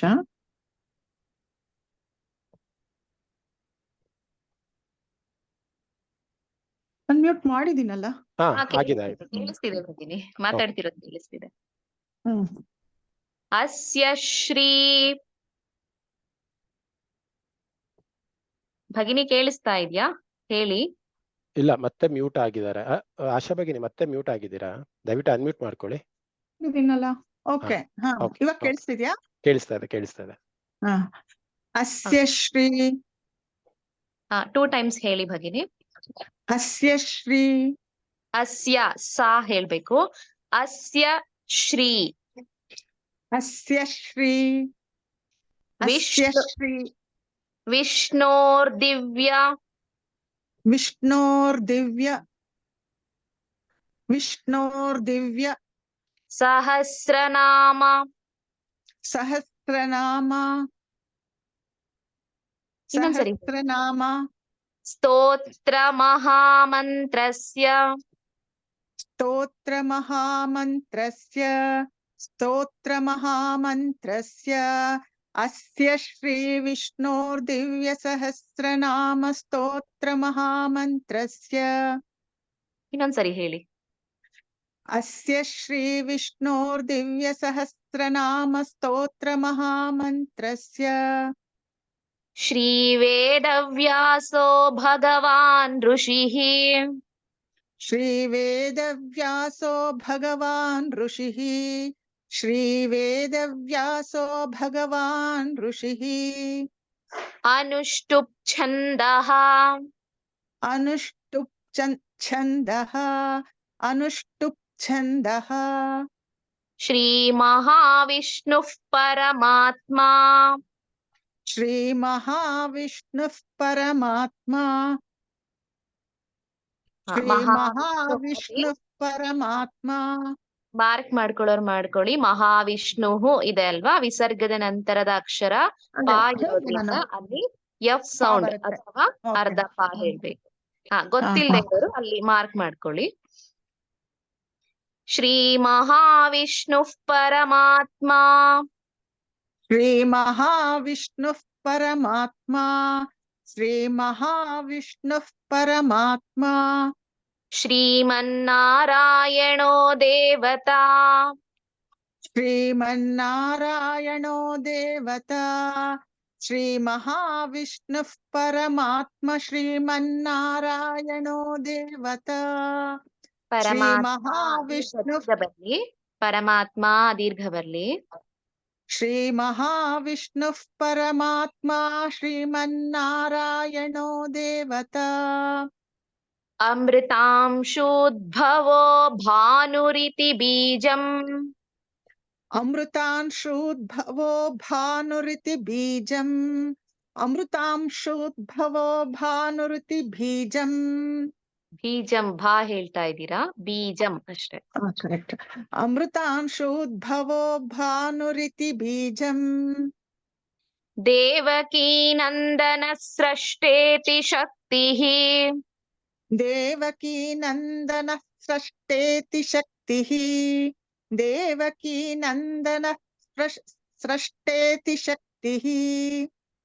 ಉದ್ಭವಃ ಕ್ಷೋಭಣೋ. ವಿಸರ್ಗದ ಮುಂದಿನ ಅಕ್ಷರ ಕ್ಷ ಇರೋದ್ರಿಂದ ಪೂರ್ತಿ ವಿಸರ್ಗ ಹೇಳ್ಬೇಕು. ಉದ್ಭವಃ ಕ್ಷೋಭಣೋ. ಉದ್ಭವಃ ಕ್ಷೋಭಣೋ ದೇವ. ಉದ್ಭವಃ ಕ್ಷೋಭಣೋ ದೇವ. ಇಲ್ಲ ಇಲ್ಲ, ಉದ್ಭವಃ ಪೂರ್ತಿ ಹೇಳಿ. ಉದ್ಭವಃ ಕ್ಷೋಭಣೋ ದೇವ. ಉದ್ಭವಃ ಕ್ಷೋಭಣೋ ದೇವ. ಹಾಗಲ್ಲ ಭಗಿನಿ, ಉದ್ಭವಃ ಕ್ಷೋಭಣೋ ದೇವ. ಉದ್ಭವಃ ಕ್ಷೋಭಣೋ ದೇವ. ಭಾ ಮಹಾಪ್ರಾಣ, ಎರಡು ಕಡೆ ಭಾ ಮಹಾಪ್ರಾಣ ಬರ್ತಾ ಇಲ್ಲ. ಉದ್ಭವಃ ಅಲ್ಲೂ ಕೂಡ ಭಾ ಮಹಾಪ್ರಾಣ ಭಾ ಹೇಳ್ಬೇಕು. ಕ್ಷೋಭಣೋ. ಉದ್ಭವಃ ಕ್ಷೋಭಣೋ ದೇವ ಇತಿ ಪರಮೋ ಮಂತ್ರಃ. ಉದ್ಭವಃ ಕ್ಷೋಭಣೋ ದೇವ ಇತಿ ಪರಮೋ ಮಂತ್ರಃ. ಶಂಖ ಬೃನ್ನಂದಕಿ. ಶಂಖ ಬೃನ್ನಂದಕಿ. ಶಂಖ ಬೃನ್ನಂದಕಿ. ಚಕ್ರೀತಿ ಕೀಲಕಂ. ಚಕ್ರೀತಿ ಕೀಲಕಂ. ಚಕ್ರೀತಿ ಕೀಲಕಂ. ಶಂಖ ಬೃನ್ನಂದಕಿ ಚಕ್ರೀತಿ ಕೀಲಕಂ. ಓಕೆ, ಶಂಖ ಬೃನ್ನಂದಕಿ ಚಕ್ರೀತಿ ಕೀಲಕಂ. ಚೆನ್ನಾಗಿ ಹೇಳಿದ್ರಿ ಭಗಿನಿ. ಮತ್ತೊಬ್ರಿಗೆ ಅವಕಾಶ ಕೊಡೋಣ. ಮಂಗಳಾ ಜೋಶಿ ಭಗಿನಿ, ಅನ್ಮ್ಯೂಟ್ ಮಾಡ್ಕೊಳ್ಳಿ. ಹರಿ ಓಂ. ಹಾ ಹೇಳಿ. ಶಾರ್ಂಗ ಧನ್ವಾ. ಶಾರ್ಂಗ. ಶಾರ್ಂಗ ಧನ್ವಾ. ಶಾರ್ಂಗ ಧನ್ವಾ. ಶಾರ್ಂಗ ಧನ್ವಾ. ಗದಾಧರ ಇತ್ಯಸ್ತ್ರಂ. ಗದಾಧರ ಇತ್ಯಸ್ತ್ರಂ. ಗದಾಧರ ಇತ್ಯಸ್ತ್ರಂ. ಶಾರ್ಂಗ ಧನ್ವಾ ಗದಾಧರ ಇತ್ಯಸ್ತ್ರಂ. ಶಾರ್ಂಗ ಧನ್ವಾ ಗದಾಧರ ಇತ್ಯಸ್ತ್ರಂ. ಶಾರ್ಂಗ ಧನ್ವಾ ಗದಾಧರ ಇತ್ಯಸ್ತ್ರಂ. ರಥಾಂಗ ಪಾಣಿರಕ್ಷೋಭ್ಯ. ರಥಾಂಗ ಪಾಣಿರಕ್ಷೋಭ್ಯ. ರಥಾಂಗ ಪಾಣಿರಕ್ಷೋಭ್ಯ. ಇತಿ ನೇತ್ರಂ. ಇತಿ ನೇತ್ರಂ. ಇತಿ ನೇತ್ರಂ. ರಥಾಂಗ ಪಾಣಿರಕ್ಷೋಭ್ಯ ಇತಿ ನೇತ್ರಂ. ರಥಾಂಗ ಪಾಣಿರಕ್ಷೋಭ್ಯ ಇತಿ ನೇತ್ರಂ. ರಥಾಂಗ ಪಾಣಿರಕ್ಷೋಭ್ಯ ಇತಿ ನೇತ್ರಂ. ತ್ರಿಸಾಮಾಸಾಮಗಸ್ಸಾಮೇತಿ ಕವಚಂ. ತ್ರಿಸಾಮಾಸಾಮಗಸ್ಸಾಮೇತಿ ಕವಚಂ. ತ್ರಿಸಾಮಾಸಾಮಗಸ್ಸಾಮೇತಿ ಕವಚಂ. ಸಾಮಗಹ ಆದ್ಮೇಲೆ ವಿಸರ್ಗ ಇದೆ. ಅದರ ನಂತರ ಮುಂದಿನ ಅಕ್ಷರ ಸಾ ಇರೋದ್ರಿಂದ ಅಲ್ಲಿ ಸಾ ಸ್ಟ್ರೆಸ್ ಮಾಡಿ ಹೇಳ್ಬೇಕು. ಸಾಮಗ ಸಾಮೇತಿ. ನೀವು ಸರಿಯಾಗಿ ಹೇಳ್ತಿದ್ದೀರಾ, ಬರ್ಕೊಳ್ಳೋರ್ಗೆ ಹೇಳ್ತಾ ಇರೋದು. ನೋಟ್ ಮಾಡ್ಕೊಳ್ಳೋರಿದ್ರೆ ಮಾಡ್ಕೊಳ್ಳಿ. ಸಾಮಗ ಸಾಮೇತಿ. ಅಲ್ಲಿ ಅರ್ಧ ಸಾನಾದ್ರೂ ಬರ್ಕೋಬಹುದು ಅಥವಾ ಎಸ್ ಸೌಂಡ್ ಅಂದ್ರೆ ಸಾಗೆ ಒತ್ತಕ್ಷರ ಹೇಳಿ ಹೇಳ್ಬೇಕು. ಇನ್ನೊಂದ್ಸರಿ ಹೇಳಿ ಭಗಿನಿ ಅದು. ತ್ರಿಸಾಮಾಸಾಮಗಸ್ಸಾಮೇತಿ ಕವಚಂ. ಆನಂದಂ ಪರಬ್ರಹ್ಮೇತಿ ಯೋನಿಃ. ಆನಂದಂ ಪರಬ್ರಹ್ಮೇತಿ ಯೋನಿಃ. ಆನಂದಂ ಪರಬ್ರಹ್ಮೇತಿ ಯೋನಿಃ. ಋತುಃ ಸುದರ್ಶನಃ ಕಾಲ. ಋತುಹು ಅದು ವಿಸರ್ಗ ಆದ್ಮೇಲೆ ಮುಂದಿನ ಅಕ್ಷರ ಸಾ ಇರೋದ್ರಿಂದ ಅಲ್ಲೂ ಕೂಡ ಸ್ಟ್ರೆಸ್ ಮಾಡಿ ಹೇಳ್ಬೇಕು. ಸಾ ಎಸ್ ಸೌಂಡ್ ಬರ್ಬೇಕು. ಸುದರ್ಶನಃ ಕಾಲಃ ಇದೆ ಅಲ್ವಾ, ಸುದರ್ಶನಃ ಕಾಲಃ ಅಲ್ಲಿ ವಿಸರ್ಗ ಆದ್ಮೇಲೆ ಕಾ ಇರೋದ್ರಿಂದ ಹೆಚ್ಚು. ಸುದರ್ಶನಃ ಹೆಚ್ಚು ಸೌಂಡ್ ಬರ್ಬೇಕಲ್ಲಿ. ಋತು ಸುದರ್ಶನಃ ಕಾಲ ಇತಿ ದಿಗ್ಬಂಧಃ. ಋತು ಸುದರ್ಶನಃ ಕಾಲ ಇತಿ ದಿಗ್ಬಂಧಃ. ಋತು ಸುದರ್ಶನಃ ಕಾಲ ಇತಿ ದಿಗ್ಬಂಧಃ. ಶ್ರೀ ವಿಶ್ವರೂಪ ಇತಿ ಧ್ಯಾನಂ. ಶ್ರೀ ವಿಶ್ವರೂಪ ಇತಿ ಧ್ಯಾನಂ. ಶ್ರೀ ವಿಶ್ವರೂಪ ಇತಿ ಧ್ಯಾನಂ ಶ್ರೀ ಮಹಾವಿಷ್ಣು ಪ್ರೀತ್ಯರ್ಥೆ ಶ್ರೀ ಮಹಾವಿಷ್ಣು ಪ್ರೀತ್ಯರ್ಥೆ ಶ್ರೀ ಮಹಾವಿಷ್ಣು ಪ್ರೀತ್ಯರ್ಥೆ ಶ್ರೀ ವಿಷ್ಣೋರ್ ದಿವ್ಯ ಸಹಸ್ರನಾಮ ಅಥವಾ ಎರಡು ತರ ಹೇಳ್ಬೋದು. ಶ್ರೀ ವಿಷ್ಣು ಸಹಸ್ರನಾಮ ಶ್ರೀ ವಿಷ್ಣು ಸಹಸ್ರನಾಮ ಶ್ರೀ ವಿಷ್ಣು ಸಹಸ್ರನಾಮ ಪಾರಾಯಣೇ ವಿನಿಯೋಗಃ ಪಾರಾಯಣೇ ವಿನಿಯೋಗಃ ಪಾರಾಯಣೇ ವಿನಿಯೋಗಃ. ಧನ್ಯವಾದ ಭಗಿನಿ, ಚೆನ್ನಾಗಿ ಹೇಳಿದ್ರಿ. ಮತ್ತೆ ಇನ್ನೊಬ್ರು ಅನ್ಮ್ಯೂಟ್ ಮಾಡ್ಕೊಳ್ಳಿ. ದಿವ್ಯಾ ಕಾಮತ್ ಭಗಿನಿ ಅನ್ಮ್ಯೂಟ್ ಮಾಡ್ಕೊಳ್ಳಿ. ಹರಿ ಓಂ. ಪೂರ್ತಿ ಹೇಳೋಕ್ ಟ್ರೈ ಮಾಡಿ ಭಗಿನಿ. Okay okay.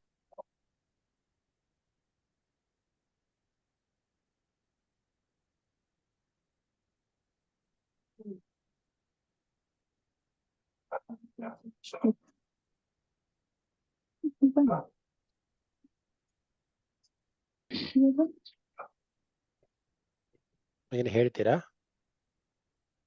ದಿವ್ಯಾ ನಾನ್ ಕಾಮತ್? ರಿಪೀಟ್ ಮಾಡ್ಬೇಕಾ ಯಾ ಪೂರ್ಣ ಇಲ್ಲ ಹೇಳ್ಬೇಕು? ಇಲ್ಲ, ನೀವೇ ಹೇಳಿ, ಸ್ಟಾರ್ಟ್ ಮಾಡಿ. ಹೇಳ್ಕೊಡ್ಬೇಕಾ ಅಥವಾ ನೀವೇ ಹೇಳ್ತೀರಾ? ಹೌದು, ಹೇಳ್ಕೊಡ್ಬೇಕು. ಹೌದಾ? ಓಕೆ, ಸರಿ ಹೇಳಿ, ಆಯ್ತು.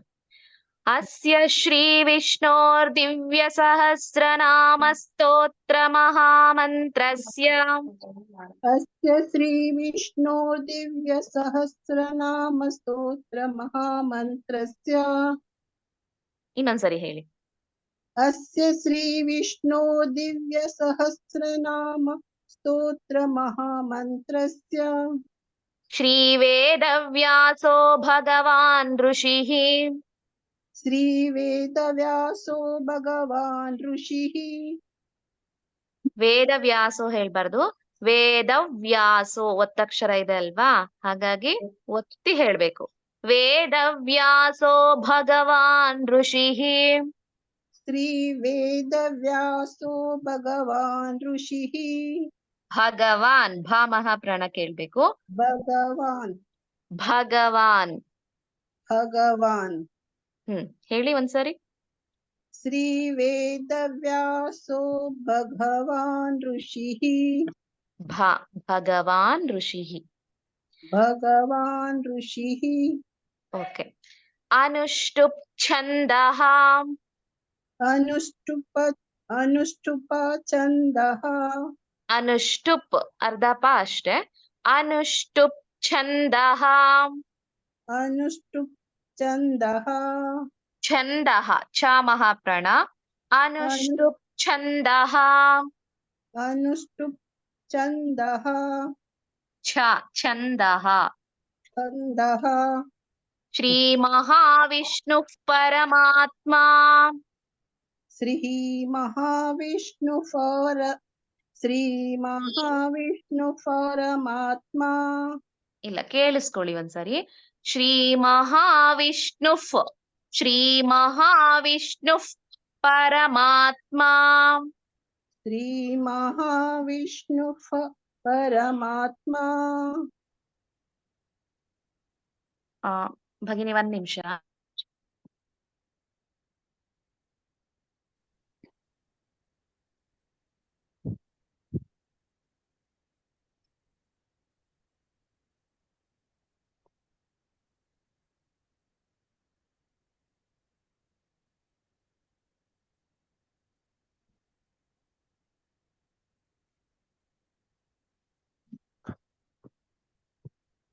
ಆಶಾ ಭಗಿನಿ ಆಗ್ಲೇ ಹೇಳಿದಿರಲ್ವಾ? ಆಶಾ ಪ್ರಕಾಶ್ ಭಗಿನಿ, ಹೌದು ನಿಮ್ಮ ಹೇಳಿದ್ದೆ. ಉತ್ಸಾಹಕ್ಕೆ ತುಂಬಾ ಧನ್ಯವಾದ. ಆಕ್ಚುಲಿ ಕ್ಷಮಿಸಿ, ಮಹೋದಯ ಕಂಟಿನ್ಯೂ ಮಾಡ್ತೀರಾ? ಹಾ ಸರಿ ಭಗಿನಿ, ಓಕೆ ಅಸ್ತು. ಸೊ ಆವಾಗಲೇ ಹೇಳ್ದಂಗೆ ಪೂರ್ವನ್ಯಾಸ ಅಂತ ಅಂದ್ರೆ ಪೂರ್ವ ಮತ್ತೆ ನ್ಯಾಸ ಎರಡು ಪದ. ದಯವಿಟ್ಟು ಎಲ್ಲರೂ ಮ್ಯೂಟ್ ಅಲ್ಲಿ ದಯವಿಟ್ಟು.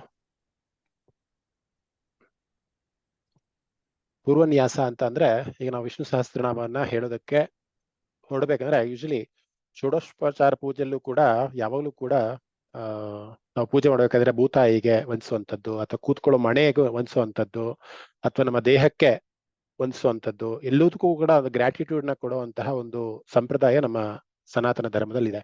ಹಾಗೆ ಕೂಡ ವಿಷ್ಣು ಸಹಸ್ರನಾಮವನ್ನು ಹೇಳ್ಬೇಕಂದ್ರೆ ಪೂರ್ವ ಸಿದ್ಧತೆಯ ರೂಪದಲ್ಲಿ, ಅಥವಾ ಆಧ್ಯಾತ್ಮಿಕದಲ್ಲಿ ನಮಗೆ ಒಂದು ಶಕ್ತಿಯನ್ನ ಕೊಡು, ಅಥವಾ ಈ ವಿಷ್ಣು ಸಹಸ್ರನಾಮವನ್ನ ಹೇಳೋದಕ್ಕೆ ಅಥವಾ ಉಚ್ಚಾರ ಮಾಡೋದಕ್ಕೆ ನನ್ನ ಶರೀರದಲ್ಲಿ ಅಥವಾ ನನ್ನ ಅಂಗಾಂಗಗಳಲ್ಲಿ ಒಂದು ದೈವಿಕವಾದಂತಹ ಶಕ್ತಿಯನ್ನ ಕೊಡು ಅಥವಾ ಸ್ಥಾಪಿಸು ಅನ್ನೋ ಒಂದು ಗೋಸ್ಕರ ನಾವು ಪೂರ್ವನ್ಯಾಸವನ್ನ ಹೇಳ್ತೀವಿ. ಸೊ ಪೂರ್ವನ್ಯಾಸದಲ್ಲಿ ಏನಿರುತ್ತೆ ಅಥವಾ ಏನು ಪೂರ್ವನ್ಯಾಸ ಅಂದ್ರೆ ಯೂಶಲಿ ಸಾಮಾನ್ಯವಾಗಿ ಊರ್ಧ್ವ ಪೂರ್ವನ್ಯಾಸ, ಅಧೋ ಪೂರ್ವನ್ಯಾಸ, ಶಿರೋನ್ಯಾಸ, ಹೃದಯನ್ಯಾಸ, ಈ ತರ ಸುಮಾರು ವಿಭಾಗಗಳಿದೆ ಪೂರ್ವನ್ಯಾಸದಲ್ಲೂ ಕೂಡ. ಅಂದ್ರೆ ನಮ್ಮ ಇಡೀ ಅಂಗಾಂಗಳಿಗೆ, ನಮ್ಮ ಮನಸ್ಸಿಗೆ, ನಮ್ಮ ಚಿತ್ತಕ್ಕೆ, ಎಲ್ಲದಕ್ಕೂ ಕೂಡ ನಮ್ಮ ಸರೌಂಡಿಂಗ್ ನಮಗೆ ಶಕ್ತಿಯನ್ನ ಕೊಡ್ಲಿ, ಯಾವುದೇ ರೀತಿಯ ಒಂದು ವಿಘ್ನವನ್ನ ಬರ್ದೇ ಇರೋ ತರ ನನ್ನ ಕಾಪಾಡ್ಲಿ ಅಂತ ಯೂಶಲ್ ಆಗಿ ಯಾವಾಗಲೂ ಅನ್ಸುತ್ತಲ್ಲ. ಈಗ ನಾವು ಸಾಮಾನ್ಯವಾಗಿ ಏನಾದ್ರು ಮಾಡ್ತಿರ್ಬೇಕಂದ್ರೆ ಯಾರೋ ಕರೀತಾರೆ, ಅಥವಾ ಏನೋ ಫೋನ್ ಕಾಲ್ಸ್ ಬರುತ್ತೆ, ಅಥವಾ ಇನ್ನೊಂದೇನೋ ಆಗತ್ತೆ, ಮಧ್ಯದಲ್ಲೇ ಬಿಟ್ಟು ಹೋಗ್ತೀವಿ.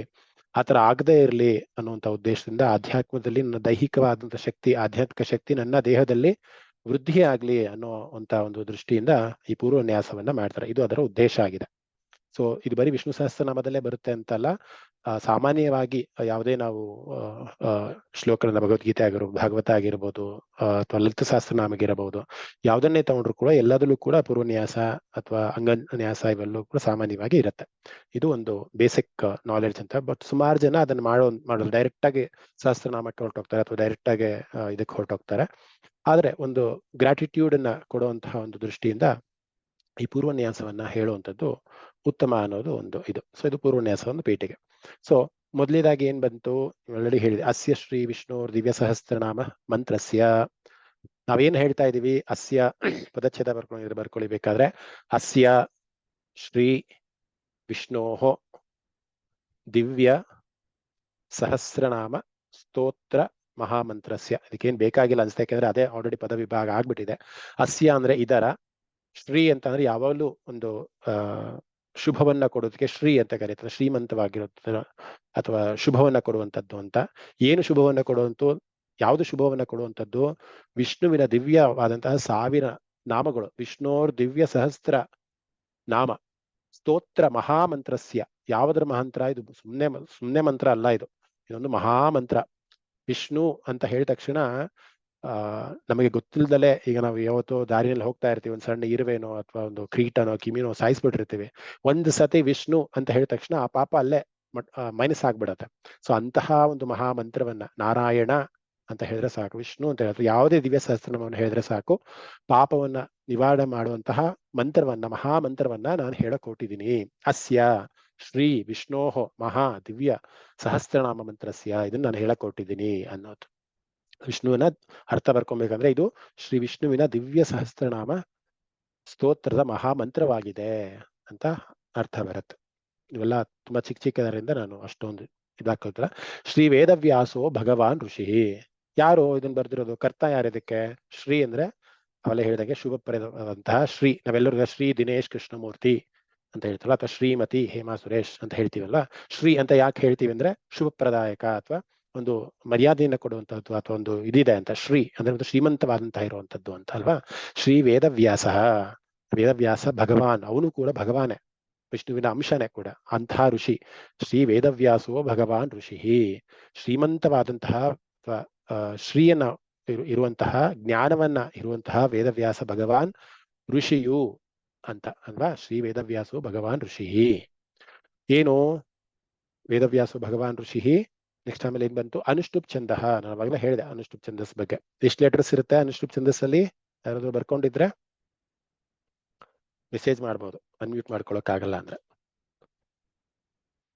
ವೆರಿ ಗುಡ್, ಕರೆಕ್ಟ್ ಆಗಿ ಹೇಳ್ತೀರಾ. ಸೊ ಅನುಷ್ಠುಪ್ ಛಂದಸ್ ನಲ್ಲಿ ಈ ವಿಷ್ಣು ಸಹಸ್ರನಾಮದ ಸ್ತೋತ್ರ ಇದೆ. ಸೊ ಅಂತಹ ಒಂದು ಅನುಷ್ಠುಪ್ ಛಂದಸ್ಸಿನಲ್ಲಿ ಹೇಳಿರುವಂತಹ ಅದೊಂದು ಛಂದಸ್ಸು ಅಲ್ವಾ. ಆ ಒಂದು ಛಂದಸ್ಸಿನ ಪ್ರಕಾರ ಹೇಳಿರುವಂತಹ ಅನುಷ್ಠುಪ್ ಛಂದ ಶ್ರೀ ಮಹಾವಿಷ್ಣು ಪರಮಾತ್ಮ ಶ್ರೀಮನ್ನಾರಾಯಣೋ ದೇವತಾ, ಇವೆಲ್ಲವೂ ಕೂಡ ವಿಷ್ಣುವನ್ನ ಸುತ್ತಿಸ್ತಾ ಇರುವಂತಹ, ಇದ್ ಮಾಡ್ತಾರೆ. ಏನ್ ಮಾಡಕ್ ಹೊರಟಿದೀನಿ ಅಂತ. ನಾವೆಲ್ಲ ಒಂದು ಎಕ್ಸಾಂಪಲ್ ಕೊಟ್ಟ. ಈಗ ಇಲ್ಲಿಂದ ನಾನು ಮೆಜೆಸ್ಟಿಕ್ ಹೋಗ್ಬೇಕಂದ್ರೆ ಯೂಶಲ್ ಆಗಿ ನಾವೇನ್ ಮಾಡ್ತೀವಿ, ಬಟ್ಟೆ ಹಾಕೊಂಡು ರೆಡಿ ಆಗಿ ಕಾರಲ್ಲಿ ಕುತ್ಕೊಂಡು ಫಸ್ಟ್ ಸೀಟ್ ಬೆಲ್ಟ್ ಹಾಕೊಂಡಿದೀವಾ ನೋಡ್ತೀವಿ, ಪೆಟ್ರೋಲ್ ಇದೆಯಾ ನೋಡ್ತೀವಿ, ಓಕೆ ಟೈರ್ಗಳು ಯಾವ್ದು ಪಂಚರ್ ಆಗಿಲ್ವಾ ನೋಡ್ತೀವಿ, ಗ್ಲಾಸ್ ಕ್ಲೀನ್ ಆಗಿದ್ಯಾ ನೋಡ್ತೀವಿ. ಸೊ ಹಾಗೆ ಪೂರ್ವನ್ಯಾಸ ಇವೆಲ್ಲವೂ ಕೂಡ ಏನೇನು ಅನುಷ್ಠುಪ್ ಚಂದ್ರದಲ್ಲಿದೆ. ಭಗವಾನ್ ವೇದವ್ಯಾಸ ಋಷಿಗಳು ಹೇಳಿರುವಂತದ್ದು ಏನನ್ನ ಹೇಳಿದ್ದಾರೆ? ಮಹಾಮಂತ್ರವನ್ನ ಹೇಳಿದ್ದಾರೆ. ಶ್ರೀ ಮಹಾವಿಷ್ಣು ಪರಮಾತ್ಮ ಶ್ರೀಮನ್ನಾರಾಯಣೋ ದೇವತ. ಯಾವ ದೇವರ ಬಗ್ಗೆ ಹೇಳಿದ್ದಾರೆ? ಶ್ರೀಮನ್ನಾರಾಯಣೋ ದೇವತ, ಮಹಾವಿಷ್ಣುವಾದಂತಹ ಪರಮಾತ್ಮನಾದಂತಹ ಶ್ರೀಮನ್ನಾರಾಯಣನ ಇಲ್ಲಿ ಸ್ತುತಿಸ್ತಾ ಇರುವಂತದ್ದು ಅಂತ ಆಯ್ತಲ್ವಾ. ಮತ್ತೆ ಅಮೃತಾಂಶೋದ್ಭವೋ ಭಾನುರಿತಿ ಬೀಜಂ, ಅವಾಗಲೇ ಮುಂದಿನ ಶ್ಲೋಕದಲ್ಲೂ ಕೂಡ ಬಂದಿತ್ತು. ಅಮೃತಾಂಶೋದ್ಭವೋ ಅದೇ ಪದನೇ ಬಂದಿತ್ತು. ಅಂದ್ರೆ ಚಂದ್ರವಂಶದಿಂದ ಹುಟ್ಟಿರುವಂತವನಾದಂತಹ. ಭಾನು ಅಂದ್ರೆ ಇಲ್ಲಿ ಸೂರ್ಯ, ಅಂದ್ರೆ ಚಂದ್ರವಂಶದಲ್ಲೇ ಹುಟ್ಟಿದ್ರು ಕೂಡ ಅವನ ಕಳೆ ಯಾವ ರೀತಿ ಇದೆ ಅಥವಾ ಅವನ ಒಂದು ಪ್ರಭೆ ಯಾವ ರೀತಿ ಇದೆ ಅಂದ್ರೆ ಸೂರ್ಯನೇ ಒಂದು ಪ್ರಭೆ ಹೋಲುವಂತಹ ಪ್ರಭೆಯನ್ನ ಉಳ್ಳಂತವನು ಅಂತ. ಇತಿ ಬೀಜಂ ಅಂತ ಅಂದ್ರೆ ಅವನ ಹುಟ್ಟು ಅಥವಾ ಅವನ ಒಂದು ಹುಟ್ಟಿನ ಅಂಶ ಯಾವ ರೀತಿ ಇದ್ರೆ ಚಂದ್ರವಂಶದಲ್ಲಿ ಜಾತನಾಗಿದ್ದರೂ ಕೂಡ ಅವನ ಒಂದು ಪ್ರಭೆ ಸೂರ್ಯನಿಗೆ ಸಮಾಂತರ ಹೇಳಬಾರದು, ಸೂರ್ಯದ ಒಂದು ಅಂಶವನ್ನ ಇರುವಂತದ್ದು ಅಂತ ಹೇಳ್ಬೋದು. ಅಂದ್ರೆ ಸೂರ್ಯನ ಒಂದು ಚಂದ್ರವಂಶದಲ್ಲಿ ಹುಟ್ಟಿರುವ ಸೂರ್ಯನ ಪ್ರಭೆಯನ್ನ ಇರುವಂತಹ ಬೀಜ. ಬೀಜ ಅಂತ ಅಂದ್ರೆ ಇಲ್ಲಿ ಹುಟ್ಟಿನ ಬೀಜ. ನಾವೆಲ್ಲರಿಗೂ ಕೂಡ ಒಂದು ಬೀಜ ಅಂತ ಇರುತ್ತಲ್ವಾ. ಈಗ ನಮ್ಮೆಲ್ಲ ಹುಟ್ಟಿಗೂ ಕೂಡ ಒಂದು ತಾಯಿ ಗರ್ಭದಿಂದ ಒಂದು ಬೀಜ ಉತ್ಪತ್ತಿಯಾಗಿ ಅಲ್ಲಿ ನಾವು ದೇಹ ಧರಿಸ್ಕೊಂಡು ಬರ್ತೀವಲ್ಲ. ಸೊ ಹಾಗೆ ಬೀಜ ಅಂತಂದ್ರೆ ಇಲ್ಲಿ ಹುಟ್ಟು ಅನ್ನುವಂತ ಒಂದು ಅರ್ಥವನ್ನ ಕೊಡುವಂಥದ್ದು. ದೇವಕೀ ನಂದನ ಸೃಷ್ಟೇತಿ ಶಕ್ತಿ. ಯಾರು ದೇವಕೀ ನಂದನ ಅಂದ್ರೆ ಕೃಷ್ಣ ಅಲ್ವಾ, ದೇವಕಿ ಸುತ ಕೃಷ್ಣ. ಯಾರದು ಸೃಷ್ಟ? ಸೃಷ್ಟ ಅಂತ ಅಂದ್ರೆ ಅದರ ಅರ್ಥ ಬಂದು ಸೃಷ್ಟಿಕರ್ತ ಅಂತ. ಪ್ರಾಬ್ಲಿ ಪದಚ್ಛೇದ ಬರ್ಕೊಳ್ಳಿ ಮೇಲಕ್ಕೆ ಪದಚ್ಛೇದ ಏನ್ ಬೇಕಾಗಿಲ್ಲ ಅನ್ಸುತ್ತೆ. ಅಮೃತಾಂಶೋದ್ಭವ ಭಾನುಹು ಇತಿ ಬೀಜಂ ಬರ್ಕೊಳ್ಳೋರಾದ್ರೆ ಅಮೃತಾಂಶೋದ್ಭವ ಭಾನುಹು ಇತಿ ಬೀಜಂ ಅಂದ್ರೆ ಅಮೃತದ ಅಥವಾ ಚಂದ್ರವಂಶದ ಸಂಜಾತನಾಗಿರುವ, ಚಂದ್ರವಂಶದಲ್ಲಿ ಹುಟ್ಟಿರುವ, ಭಾನುಹು ಅಂದ್ರೆ ಸೂರ್ಯನ ಪ್ರಭೆಯನ್ನ ಇರುವಂತಹ, ಇತಿ ಅಂದ್ರೆ ಯಾರು ಅವನಿಗೆ ಅಂತ, ಬೀಜಂ ಅಂದ್ರೆ ಬೀಜ ಅಂತ ಬರ್ಕೊಂಡು ಅಥವಾ ಹುಟ್ಟಿನ ಅಂಶ ಅಂತಾದ್ರೂ ಬರ್ಕೊಂಡು ಬೀಜಂ. ದೇವಕೀ ನಂದನ ಸೃಷ್ಟೇತಿ ಶಕ್ತಿ. ದೇವಕೀ ನಂದನ ಅಂದ್ರೆ ಕೃಷ್ಣ ಅಥವಾ ದೇವಕಿಯ ಮಗ ಅಂತ ಬರ್ಕೊಳ್ಳಿ. ಸೃಷ್ಟ ಅಂದ್ರೆ ಇಲ್ಲಿ ಸೃಷ್ಟಿಕರ್ತ ಅಂತ ಅರ್ಥ ಬರುತ್ತೆ. ಸೃಷ್ಟ ಏನಕ್ಕೆ ದೇವಕೀ ನಂದನ ಹುಟ್ಟು ಬಂದಿದ್ದು? ಅಧರ್ಮವನ್ನ ನಾಶ ಮಾಡಿ ಧರ್ಮ ಸ್ಥಾಪನೆಗೋಸ್ಕರ ಹುಟ್ಟು ಬಂದಿರೋದಲ್ವಾ. ಅದಕ್ಕೋಸ್ಕರ ಸೃಷ್ಟಿಕರ್ತ. ಸೃಷ್ಟ ಅಂದ್ರೆ ಇಲ್ಲಿ ಸೃಷ್ಟಿಕರ್ತ. ಇತಿ ಶಕ್ತಿ, ಅದೊಂದು ಶಕ್ತಿ. ನಾವು ದೇವರು ಅಂತ ಏನು ಕೇಳ್ತೀವಿ, ಅದು ನಾವು ಅದಕ್ಕೆ ಹೆಸರುಗ ಹಿಡ್ದು ಕರಿಬೇಕಂದ್ರೆ ನಾವು ಅದಕ್ಕೆ ರಾಮ, ಕೃಷ್ಣ, ದೇವಿ, ಶಾರದೆ, ಬ್ರಹ್ಮ ಈ ತರ ಎಲ್ಲ ನಾವು ಹೆಸರು ಹಿಡಿದು ಕರಿತೀವಿ. ಆದ್ರೆ ಆ ದೇವರು ಏನಂದ್ರೆ ಅದು ನಿರ್ಗುಣ ನಿರಾಕಾರ ಪರಬ್ರಹ್ಮನ ಅಂದ್ರೆ ಯೂನಿವರ್ಸಲ್ ಇರುವಂತಹ ಒಂದು ಶಕ್ತಿ. ಆ ಶಕ್ತಿಯನ್ನೇ ನಾವು ಹೆಸರು ಹಿಡಿದು ಕರಿತೀವಿ. ಅದಕ್ಕೊಂದು ರೂಪ, ನಾಮ, ಲಿಂಗ ಯಾವುದೂ ಇಲ್ಲ, ಅದೊಂದು ಶಕ್ತಿ. ಸೊ ಅದಕ್ಕೋಸ್ಕರ ನಾನು ಇವಾಗ ಈ ಕೈಯನ್ನ ಎತ್ತುತ್ತಾ ಇದ್ದೀನಿ ಅಂತ ಅಂದ್ರೆ ಈ ಕೈಗೆ ಹತ್ತೋದಕ್ಕೆ ಒಂದು ಎನರ್ಜಿ ಅಥವಾ ಶಕ್ತಿ ಕೊಟ್ಟಿರೋದು ನನ್ನ ಸರೌಂಡಿಂಗ್ ಅಥವಾ ನಾನು ತಿಂದಿರೋ ಊಟ ಶಕ್ತಿ ಕೊಡ್ತಾ ಇದೆ ಅಲ್ವಾ. ಸೊ ಹಾಗೆ ಈ ದೇವಕಿ ಸುತ ಏನಿದಾನಲ್ಲ, ಸೃಷ್ಟಿಕರ್ತನಾದಂತ ಕೃಷ್ಣ ಏನಿದಾನಲ್ಲ, ಅವನು ಈ ಒಂದು ಆಧ್ಯಾತ್ಮ ಚಿಂತನೆ ಮೇಲೂ ಶಕ್ತಿ ಕೊಡ್ತಾ ಇರುವಂತಹ ಶಕ್ತಿಕರ್ತ ಅಥವಾ ಸೃಷ್ಟಿಕರ್ತ ಅಂತ ಹೇಳುದು. ದೇವಕಿ ನಂದನ ಸೃಷ್ಟೇತಿ ಶಕ್ತಿ. ಧರ್ಮ ಸಂಸ್ಥಾಪನೆಗೋಸ್ಕರ ಅವನು ಹುಟ್ಟು ಬಂದಿರುವಂತದ್ದು ಅಂತ ಅಂದ್ರೆ ದೇವಕಿಯ ಮಗ ಅನ್ನುವಂಥದ್ದು. ಮತ್ತೆ ಉದ್ಭವ ಕ್ಷೋಭಣೋ ಇತಿ ದೇವ ಪರಮೋ ಮಂತ್ರ. ಪದಚ್ಛೇದ ಬರ್ಕೊಳ್ಳೋದಾದ್ರೆ ಉದ್ಭವ ಕ್ಷೋಭಣೋ ಅಥವಾ ಕ್ಷೋಭಣ, ಉದ್ಭವ ಕ್ಷೋಭಣ ದೇವ ಇತಿ ಪರಮೋ ಮಂತ್ರ. ಉದ್ಭವ ಅಂದ್ರೆ ಏನು? ಹುಟ್ಟಿರುವಂತಹ, ಉದ್ಭವಿಸಿದಾನೆ ಅಂದ್ರೆ ಹುಟ್ಟಿದಾನೆ. ಯಾರು ಹುಟ್ಟಿರೋದು? ದೇವಕಿ ಸುತ. ಕ್ಷೋಭಣ ಅಂದ್ರೆ ಕಂಪಿಸಿರುವ ಅಂತ ಅರ್ಥ ಬರುತ್ತೆ. ಕ್ಷೋಭಣ ಅಂದ್ರೆ ಒಂದು ಕಂಪನ ಅಥವಾ ಒಂದು ವೈಬ್ಸ್ ಅಂತ ನಾವೇನ್ ಕರಿತೀವಲ್ಲ ಅದಕ್ಕೆ ಶೋಭಣ ಅಂತಾನೂ ಅರ್ಥ ಬರುತ್ತೆ. ಯಾರು? ದೇವರು ಅಂತ ನಾವು ಕರಿತೀವಿ ಕೃಷ್ಣನ ಅಲ್ವಾ. ದೇವಕಿ ಸುತನ ದೇವರು ಅಂತ ಕರಿತೀವಿ. ದೇವ ಇತಿ ಪರಮೋ ಮಂತ್ರ. ಕೃಷ್ಣ ಅನ್ನುವಂಥದ್ದು ಕೂಡ ಅಥವಾ ವಿಷ್ಣು ಅನ್ನೋದು ಕೂಡ ಒಂದು ಪರಮ ಮಂತ್ರ, ಅದನ್ನ ಹೇಳ್ತಾ ಇರೋದು. ಸೊ ಯಾರು ಹುಟ್ಟಿರೋದು? ದೇವಕಿ ಸುತ ಹುಟ್ಟಿರುವಂತದ್ದು ಯಾವ ದೇವರು? ವಿಷ್ಣು ಅನ್ನುವಂತಹ ಒಂದು ದೇವರು. ಅಂತಹ ಒಂದು ಪರಮ ಮಂತ್ರವನ್ನ ನಾನು ಹೇಳೋದಕ್ಕೆ ಹೊರಟಿದ್ದೀನಿ ಅಂತ. ಇಷ್ಟು ಒಂದು ಸಮಗ್ರವಾದಂತ ಒಂದು ಸಾರಾಂಶ ಬರ್ಕೋಬೇಕಂದ್ರೆ ನಾನು ಹೇಳ್ತೀನಿ, ಬೇಕಾದ್ರೆ ಬರ್ಕೊಳ್ಳೋಂಗಿದ್ರೆ ಬರ್ಕೊಳ್ಳಿ. ಶ್ರೀ ವಿಷ್ಣುವಿನ ದಿವ್ಯ ಸಹಸ್ರನಾಮ ಸ್ತೋತ್ರದ ಅಥವಾ ಶ್ರೀ ವಿಷ್ಣುವಿನ ದಿವ್ಯ ಸಹಸ್ರನಾಮ ಮಹಾಮಂತ್ರ ಸ್ತೋತ್ರದ ವೇದವ್ಯಾಸ ಭಗವಾನ್ ಋಷಿ ವೇದವ್ಯಾಸ ಭಗವಾನ್ ಋಷಿ ಅನುಷ್ಠುಪ್ ಛಂದಸ್ಸಿನಲ್ಲಿ ಬರೆಯಲ್ಪಟ್ಟ ವೇದವ್ಯಾಸ ಭಗವಾನ್ ಋಷಿ ಅನುಷ್ಠುಪ್ ಛಂದಸ್ಸಿನಲ್ಲಿ ಬರೆಯಲ್ಪಟ್ಟ ಶ್ರೀ ಮಹಾವಿಷ್ಣು ಪರಮಾತ್ಮನಾದಂತಹ ಶ್ರೀನಾರಾಯಣ ದೇವತೆಯ ಚಂದ್ರವಂಶದಲ್ಲಿ ಜನಿತನಾದ ಸೂರ್ಯನ ಪ್ರಭೆಯುಳ್ಳ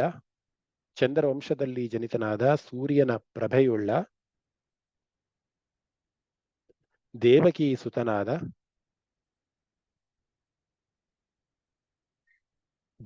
ಸುತನಾದ ಅಮೋಘ ಶಕ್ತಿ ಅಂತಂದ್ರೆ ಅವೆಲ್ಲ ಹೇಳಿದೆ, ಅದು ವೈಬ್ಸ್ ಅಂತ ಇರ್ಬೋದು ಅಥವಾ ಇದು ಅಂತ ಇರ್ಬೋದು, ಅಮೋಘ ಶಕ್ತಿಯುಳ್ಳ ಭಗವಾನ್ ವಿಷ್ಣುವಿನ ಪರಮ ದಿವ್ಯ ಮಂತ್ರವನ್ನು ನಾನು ಸ್ತುತಿಸುತ್ತೇನೆ. ಪರಮ ದಿವ್ಯ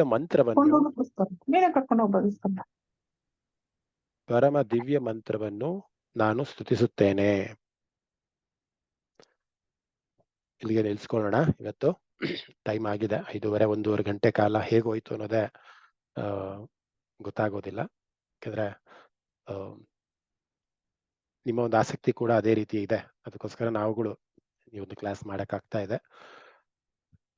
ಎಲ್ಲ ಒಂದು 200 ಜನ ಇಲ್ಲಿ ಬಂದಿರೋ ಪಾಲ್ಗೊಂಡಿದ್ದೀರಾ ಇವತ್ತಿನ ಕ್ಲಾಸ್ನಲ್ಲಿ.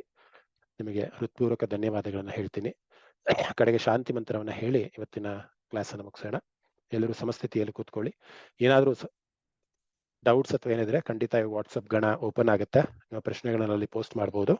ಅದಕ್ಕೆ ಸಮಂಜಸವಾದಂತಹ ಉತ್ತರಗಳನ್ನ ಕೊಡೋ ಪ್ರಯತ್ನವನ್ನ ನಾನು ಮತ್ತೆ ಹೇಮ ಭಗಿನಿ ಮಾಡ್ತೀವಿ. ಎಲ್ಲರೂ ಸಮಸ್ಥಿತಿಯಲ್ಲಿ ಕೂತ್ಕೊಂಡು ಕೈಯನ್ನ ಜೋಡಿಸ್ಕೊಳ್ಳಿ.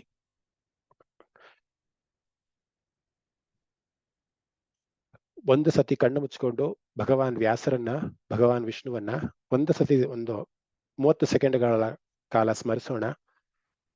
ಈ ಒಂದು ಅವಕಾಶವನ್ನು ಕೊಟ್ಟಂತಹ ಪರಮ ಪೂಜ್ಯ ವೇದವ್ಯಾಸರಿಗೆ, ಭಗವಾನ್ ವಿಷ್ಣುವಿಗೆ ಒಂದು ಕೃತಜ್ಞತಾ ಮನೋಭಾವವನ್ನ ಸ್ಮರಿಸಿ ಮನಸ್ಸಿನ ಚಿತ್ತದಲ್ಲಿ ಅವನನ್ನು ನೆನೆಸ್ಕೊಂಡು 30 ಸೆಕೆಂಡ್ ಧ್ಯಾನವನ್ನು ಮಾಡೋಣ.